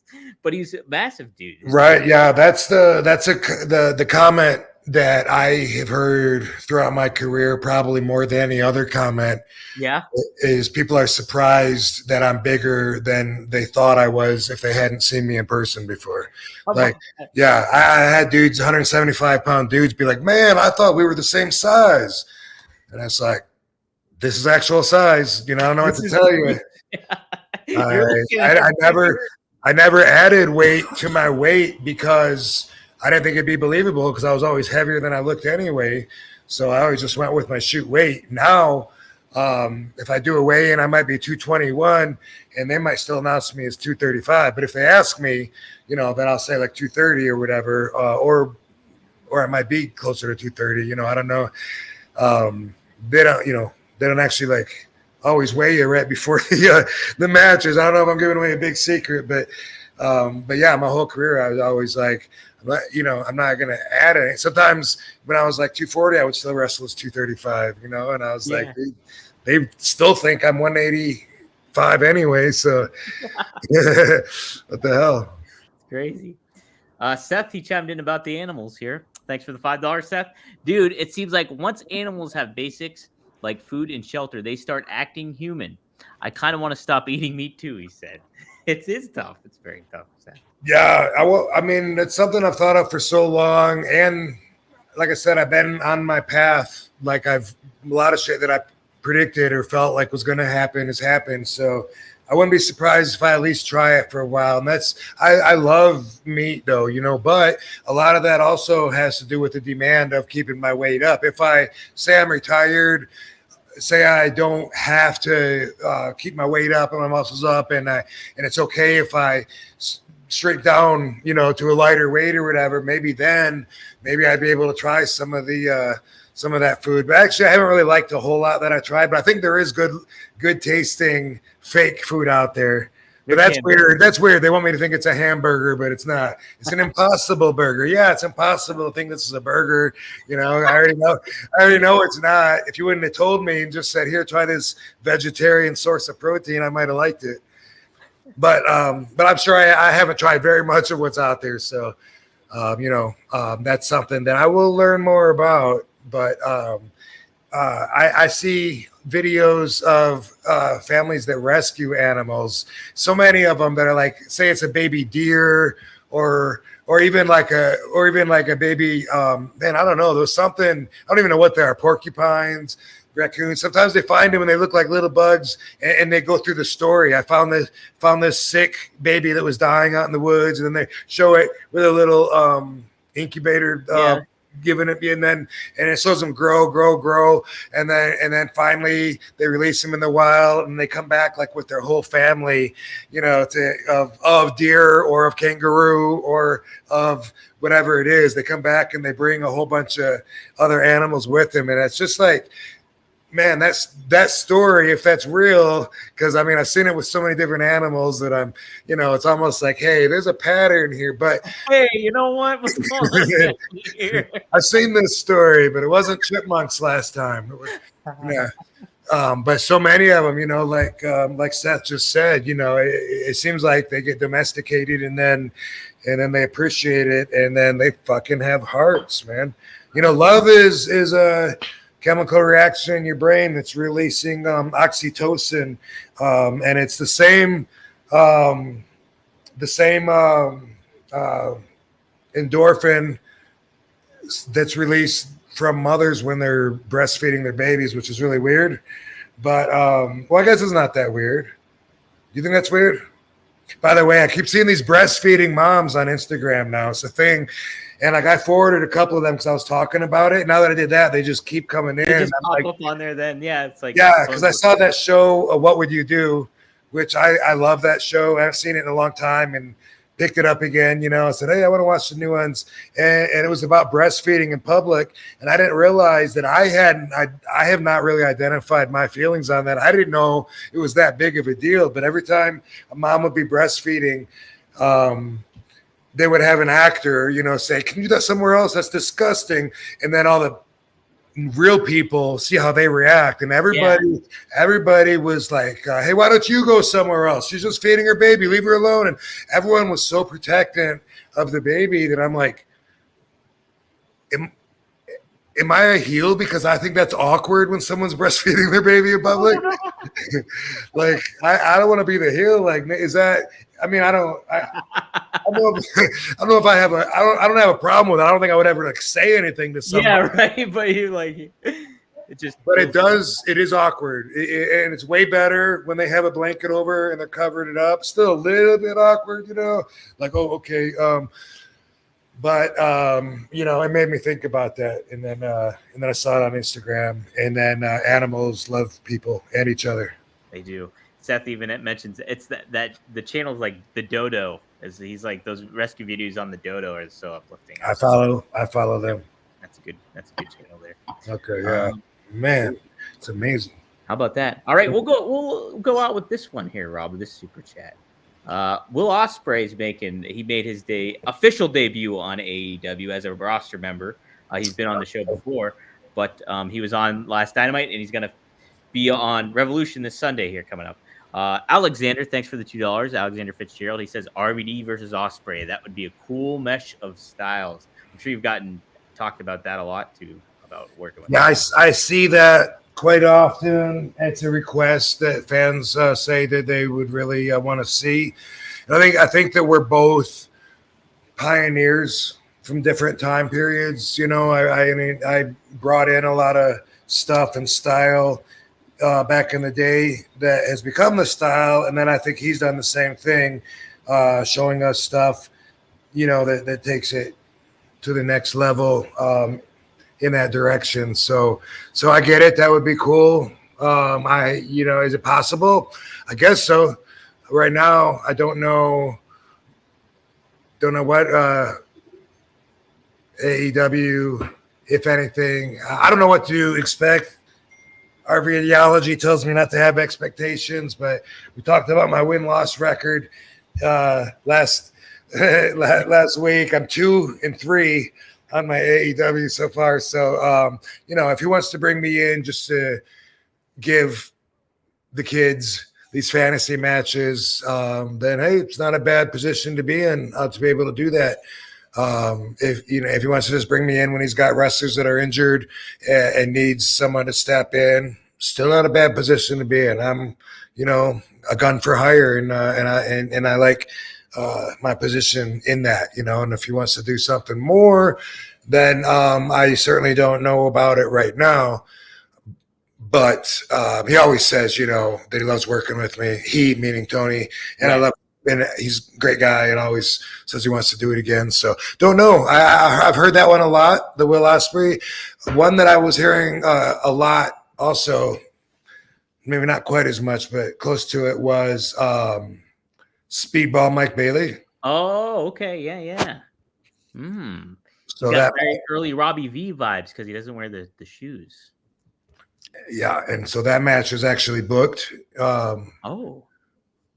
WrestleCon weekend. Yep. Wait, really? I didn't know that. Yes, sir. Oh, how's about that? On that Thursday. Okay. Yeah, that's okay. Heck yeah, man. That's at awesome. The ECW Arena, as a matter of fact. So, dang, that'll be a doozy.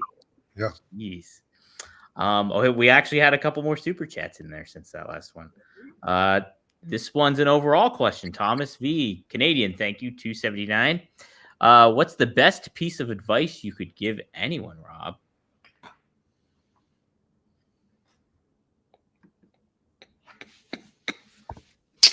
I would say the best piece of advice I could give anyone is, as long as you're doing your best, that's all anyone can ask for you. And if you can't do any more, then you can't do anything about it. Don't sweat it. Worry about what you can control. Heck yeah. That's some great advice right there. Salvador M follows up. Thank you for the $5.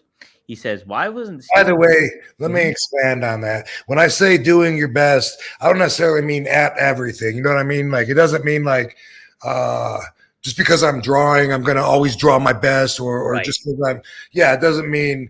I'm going to go jogging, so I'm going to have like the best jog ever and beat my record every day. It's not about that.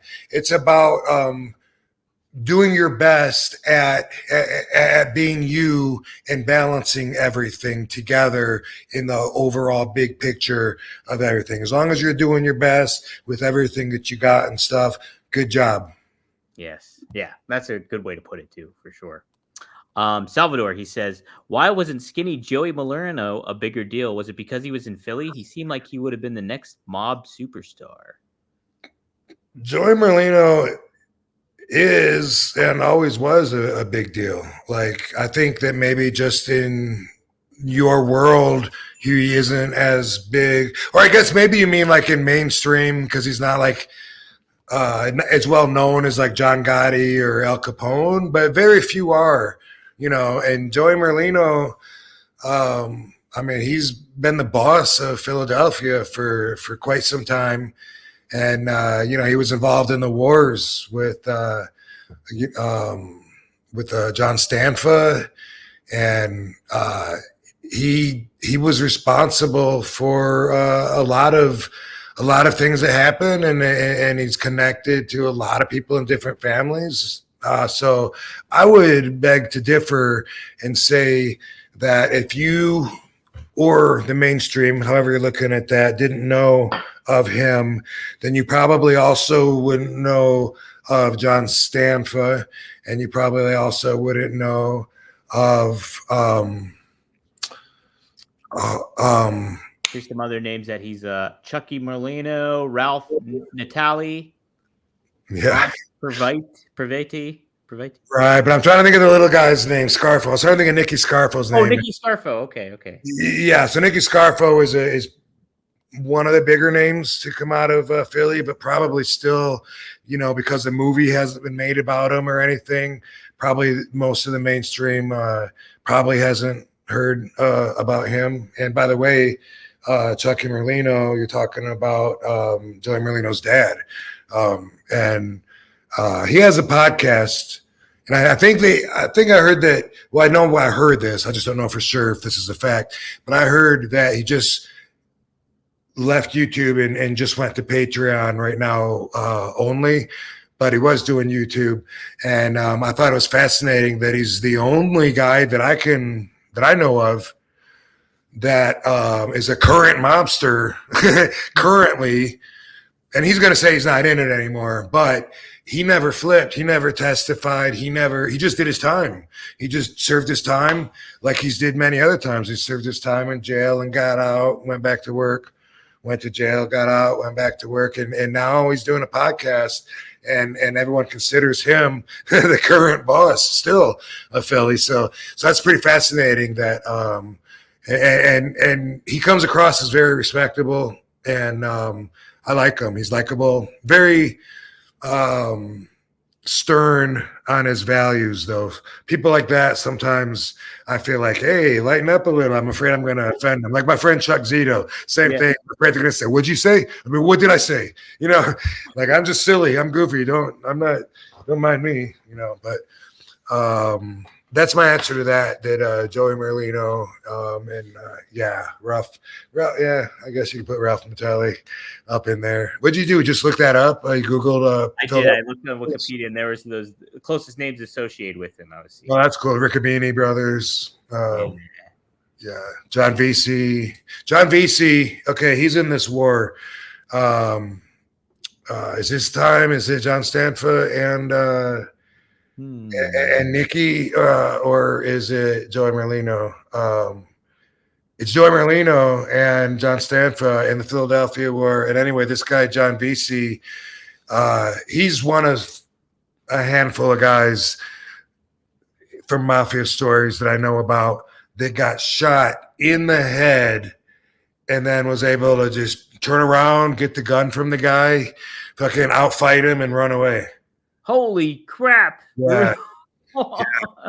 That's one of those things that always makes me think, like, could I do that? Like, just like when someone falls from a 40-story building and they survive. I'm always like, what are the odds? Like, it's not fair. Like, how come they get to it? But John Vesey, they put the hit on and boom. I can't remember how many times he got shot in the head, but it didn't work. And Frank Collada did the same thing to Erwin Lister out here in Las Vegas. Same thing. Boom, boom, boom.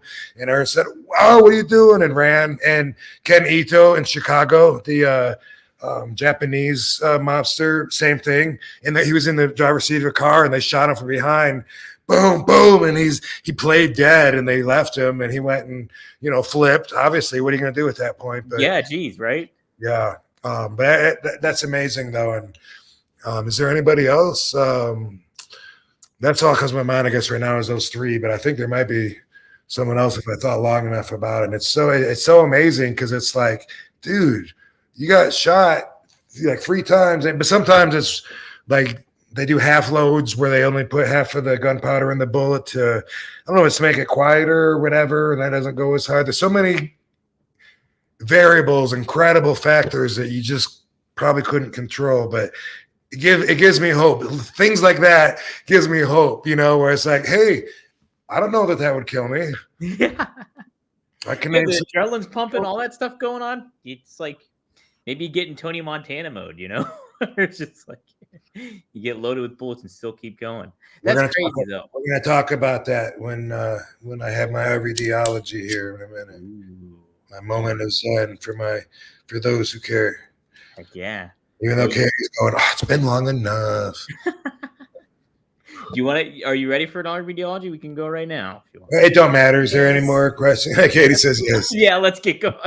By the way, there's no more super chats. Yep, no, we're good on super chats. So the floor is yours, Rob. All right, cool. Yeah, I like having guests sometimes, but also I like to talk. So sometimes I like to be the only one sharing my insights. So I enjoyed today's show. I like the stories that are sparked when I think about stuff when we're talking, and a lot of this is stuff that I haven't shared with anybody, and it's how my book's going to be. That's how all the RVDology episodes are, stories no one's ever heard. That's how we need to plug this One of a Kind podcast, by the way, is like, get a different take on something, or, because, but, so what I chose to talk about today is, a lot of people would and do tell me that I seem very balanced. What does that mean? We know what it means physically. I think it means the same thing emotionally or mentally or overall. If you're balanced, then it means, let's say you're centered. If you're off balance, obviously, you're being pulled in different directions, and you're off center. And people can tell that sometimes if they know you. You just seem off balance. Are you all right? Or maybe you tell it about yourself. And it's because you're stressed out and you're distracted by a lot of things, and you just don't have your balance. So how do we keep balanced? There's a lot of different ways, but what I want to talk about is emotion, because emotion throws you off center. It clouds your ability to make intelligent decisions. You were just talking about getting in a Tony Montana rage. I can't think of any scenario where being angry might really be an advantage. All right. You can't make good decisions when you're angry. You know what it does? I love Road Rage and Road Wars, 2 TV shows I recommend, because it's real footage and it's real people. Getting angry, 1, it makes people make horrible decisions, but 2, for some reason, it makes everybody's ego inflate to where they all think they can kick anybody's ass. And I'm always amazed at that. I'm watching these people on TV that have probably never even been in a fight, and they're just like, oh, I'm going to kill you. And it's because they're so mad.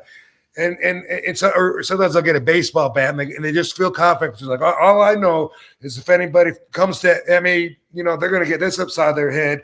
Well, they're probably not if you've never even swung it at somebody. And then you watch the incident and they're like, oh, and then it doesn't work. Now what? There goes your whole plan. But it's weird how anger throws off your ability. And it's not just anger, but that's an emotion that people really need to work on, because hey, anger is not a good emotion. If most people listening, 100% of you probably get more angry than I do. And that probably doesn't surprise you. When I'm angry, it makes me feel sick. Like I can't wait to recover. Like I'm just like, I got this rage in me. Yeah, I don't like it. I'm not happy. I'm off balance. I'm disconnected from my internal universal plug-in from my pathway, because negative thoughts do that, and it changes my vibration.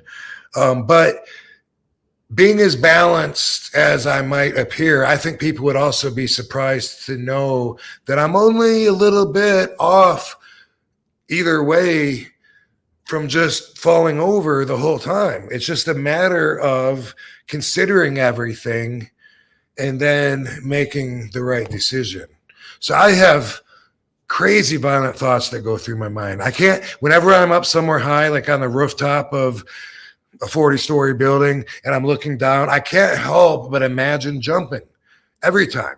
And it's not just something that I just think of in my head. I feel it in my gut. And I jump and I feel the momentum, like the gravity just pulling me down. And I just think like, wow, if I did that right now, how much could that change the day? And it's crazy. And of course, I'm not going to do that. But the thoughts that go through my head like that, you know, I mean, come on. Sometimes, you know, you walk by somebody, or I do, I might walk by somebody that's really old and fragile. And that sticks out in my mind. Like, wow, this lady next to me is so old and fragile. And I will have horrible, ridiculous thoughts that I would never do that are horrible, of like, how hurt would she be if I just like shoved her into the wall, you know? And I laugh saying that because it's just so ridiculous. Right. Yeah. Same thing, like if someone's holding a baby, I used to always just imagine like that little baby is like so vulnerable, that like that whole life is like a basketball in that lady's arms. Like, what if I just spiked it like right out of her arm, you know? And I was like, why? I used to think like, why do I have thoughts like this? But now I know that stuff keeps me balanced. And I think for some people, it's just a matter of not making the right decision. They do horrible things. And I'm talking about crazy people. I'm talking about psychotic murderers, people that kill people, or sometimes you see videos of people pushing someone out in front of a train. I've seen that. And it's like, that's the same thing. Obviously, the thought went through his head, but he decided to do it. I'm waiting for the train. And right before it gets there, he goes, boom, and he pushes this lady out in front of it. I would never do that, but my brain scans all the attainable, accessible options as often as possible. And I try to see the bigger picture. I try to consider the consequences before I make my decisions. And this is all part of what keeps me balanced, you know. Police, when they yell at people, they're purposely trying to make them emotional to overcome their senses. You know, that's why they scream at people. You know, get down on the ground, put your hands behind your back. You know, quit resisting. They scream at them so much the people are overwhelmed and they don't know what to do. You know, they're like, oh, what's going on? And then the cops end up like tackling them, beating them up, getting in trouble. You were resisting. Why was you complying? Because you just confused the fuck out of them by screaming at them. Happens all the time, and cops know that.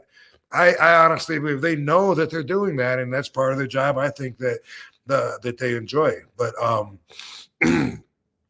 some of them. I can think of, you know, like, let's say, when I try to think of an exception to, like, I want to say being angry would always make the situation worse. Is there any situation that would be better by being angry? And I'm trying to think about that. Like, let's say you're a savage, brutal barbarian warrior in the front lines of two armies clashing, and you got a shield and a sword, and you're like, ah! You're just chopping heads off and stabbing, and maybe it could give you some extra anger, you know, via the adrenaline release and the cortisol, and that's probably going to happen. Are you going to be as accurate with your skills, with your physical moves, as if you had a clear mind?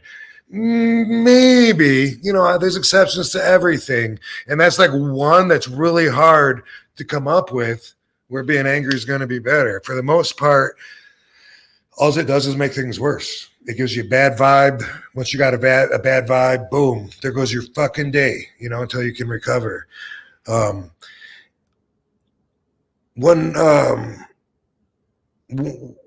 reason that people, you know, I talked last week about people considering themselves a victim, you know, saying like, well, you know, hey, at least that'll make my doctor happy, or feeling like they're not in control.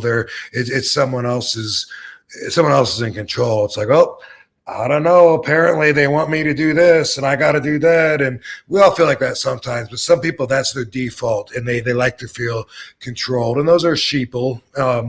You know, no offense if that's you, but it's an easy way to just go with the current sometimes. But I don't know why I'm going this way. Everyone else is going this way. I'm just, that's how I see that. But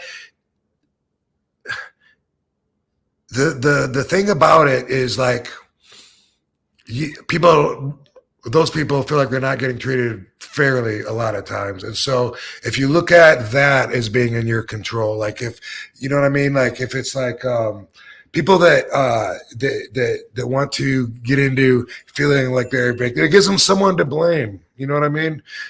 Something to blame. Like, you know, like I really do need to smoke pot. I got 2 discs in my back that are compressed, and like it hurts like a motherfucker if I don't smoke. So I actually do need to smoke. You know, it's like, dude, let's not, you know, like I said before, we could compare injuries and X-rays and MRIs if you want, but, and I'm not, and that might, and it does probably come across as unsympathetic to those people who are victims, and there are. I mean, sometimes life just really fucks you over, and boom, you know, you are right. Sometimes you are a victim of life. An accident happened. You're, you know, amputated, whatever. But the people that come back from that, and that becomes a very small part of their life instead of their whole life, those people are so much happier, and they vibrate in such a different, successful, natural way that you don't even want to bring up that you notice that they have a fake hand or whatever, you know, a prosthetic, because for them, you know, they're getting on along without it, whereas other people, it'd be easy to be like, no, I can never work again, I can never do this or that, and other people be like, you know, fuck that. And anyway, those are all like emotion driven things, you know. I don't even know how that victim and being fair and blaming really relates to emotion. But making the right decisions is done when you're not only clear-headed, but when you're vibrating in a positive vibration. And you got to feel good and be happy in order to do that. And when you vibrate at a high vibration, then you are at your best. You're the best version of you. And it's a fact. That's when you're going to make the best decisions, is when you're at the best version of you. So when you're making decisions, when you feel like you have reason to be angry or scared, panicky, you're not going to make the best decisions. You know, you're not centered. And you do have a center. You have your own center that hopefully you can find it, and hopefully you can work on staying there, and hopefully you can be balanced, because being balanced is very important. And I can't tell everyone don't have any emotion. Emotion can be a great thing. Emotion can be joy and pleasure and happiness and love, and all of those are emotion. I'm very stoic, and there's a whole philosophy on stoicism that will agree with almost everything that I ever tell you. And the truth is, it's one of those things that, yes, it can be good. It can also be very bad, because emotions can be anger and fear, and either way, even the happiest decisions, like, oh my God, I'm like so happy. I'm going to buy everybody around. Lap dances for everybody. This is the best night ever. And then they get your credit card statement. You're like, I did what? Oh no. Being balanced is about being centered, and that is where you're going to make your best decisions and vibrate in a positive you're going to vibrate. You want to vibrate in a positive vibration when you're there, and you also want to do that to get there. So that's my word for the week. Heck yeah, I'm getting good vibrations, good stuff. Yeah, those emotions check, everybody. Pay attention to your own vibrations. Pay attention to you know, if you're angry or you're not feeling good, or you are feeling good, or you're really happy, or man, I'm in a good mood for some reason, and whew, I feel great. Or man, I don't know why, but I'm like irritable. Like the more you can, as a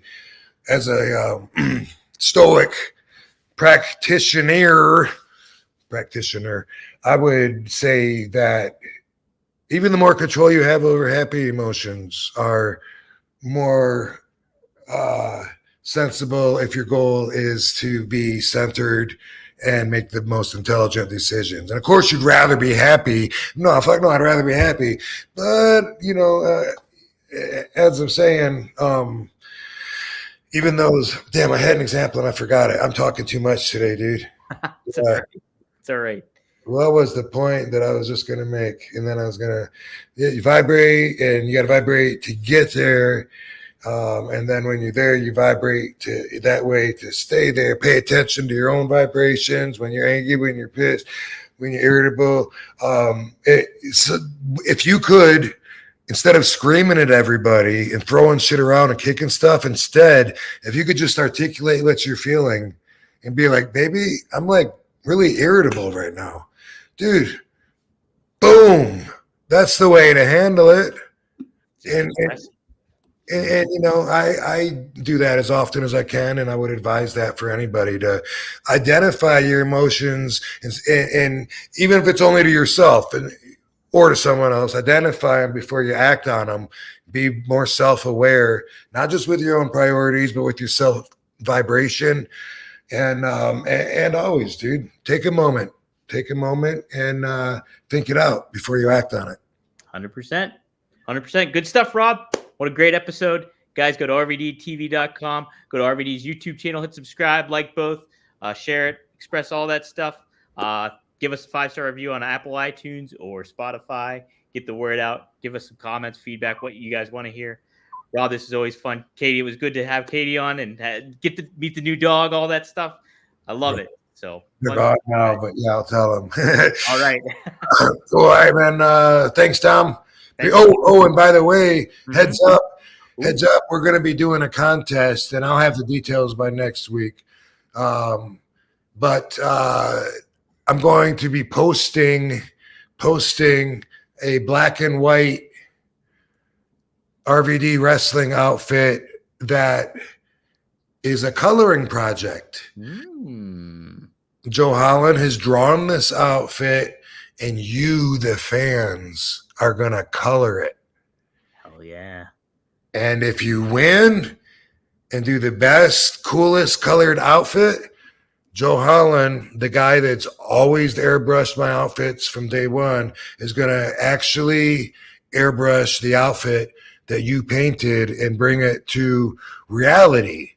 And the chances I'm going to wear it afterwards, pretty good, dude. Pretty dark. How about that? So you could create RVD's next singlet. How about that? More details on that in the following days. We'll talk about it again next week. Stay tuned next week here on One of a Kind with RVD. Thanks, Rob. Yeah, we'll have the link posted so you can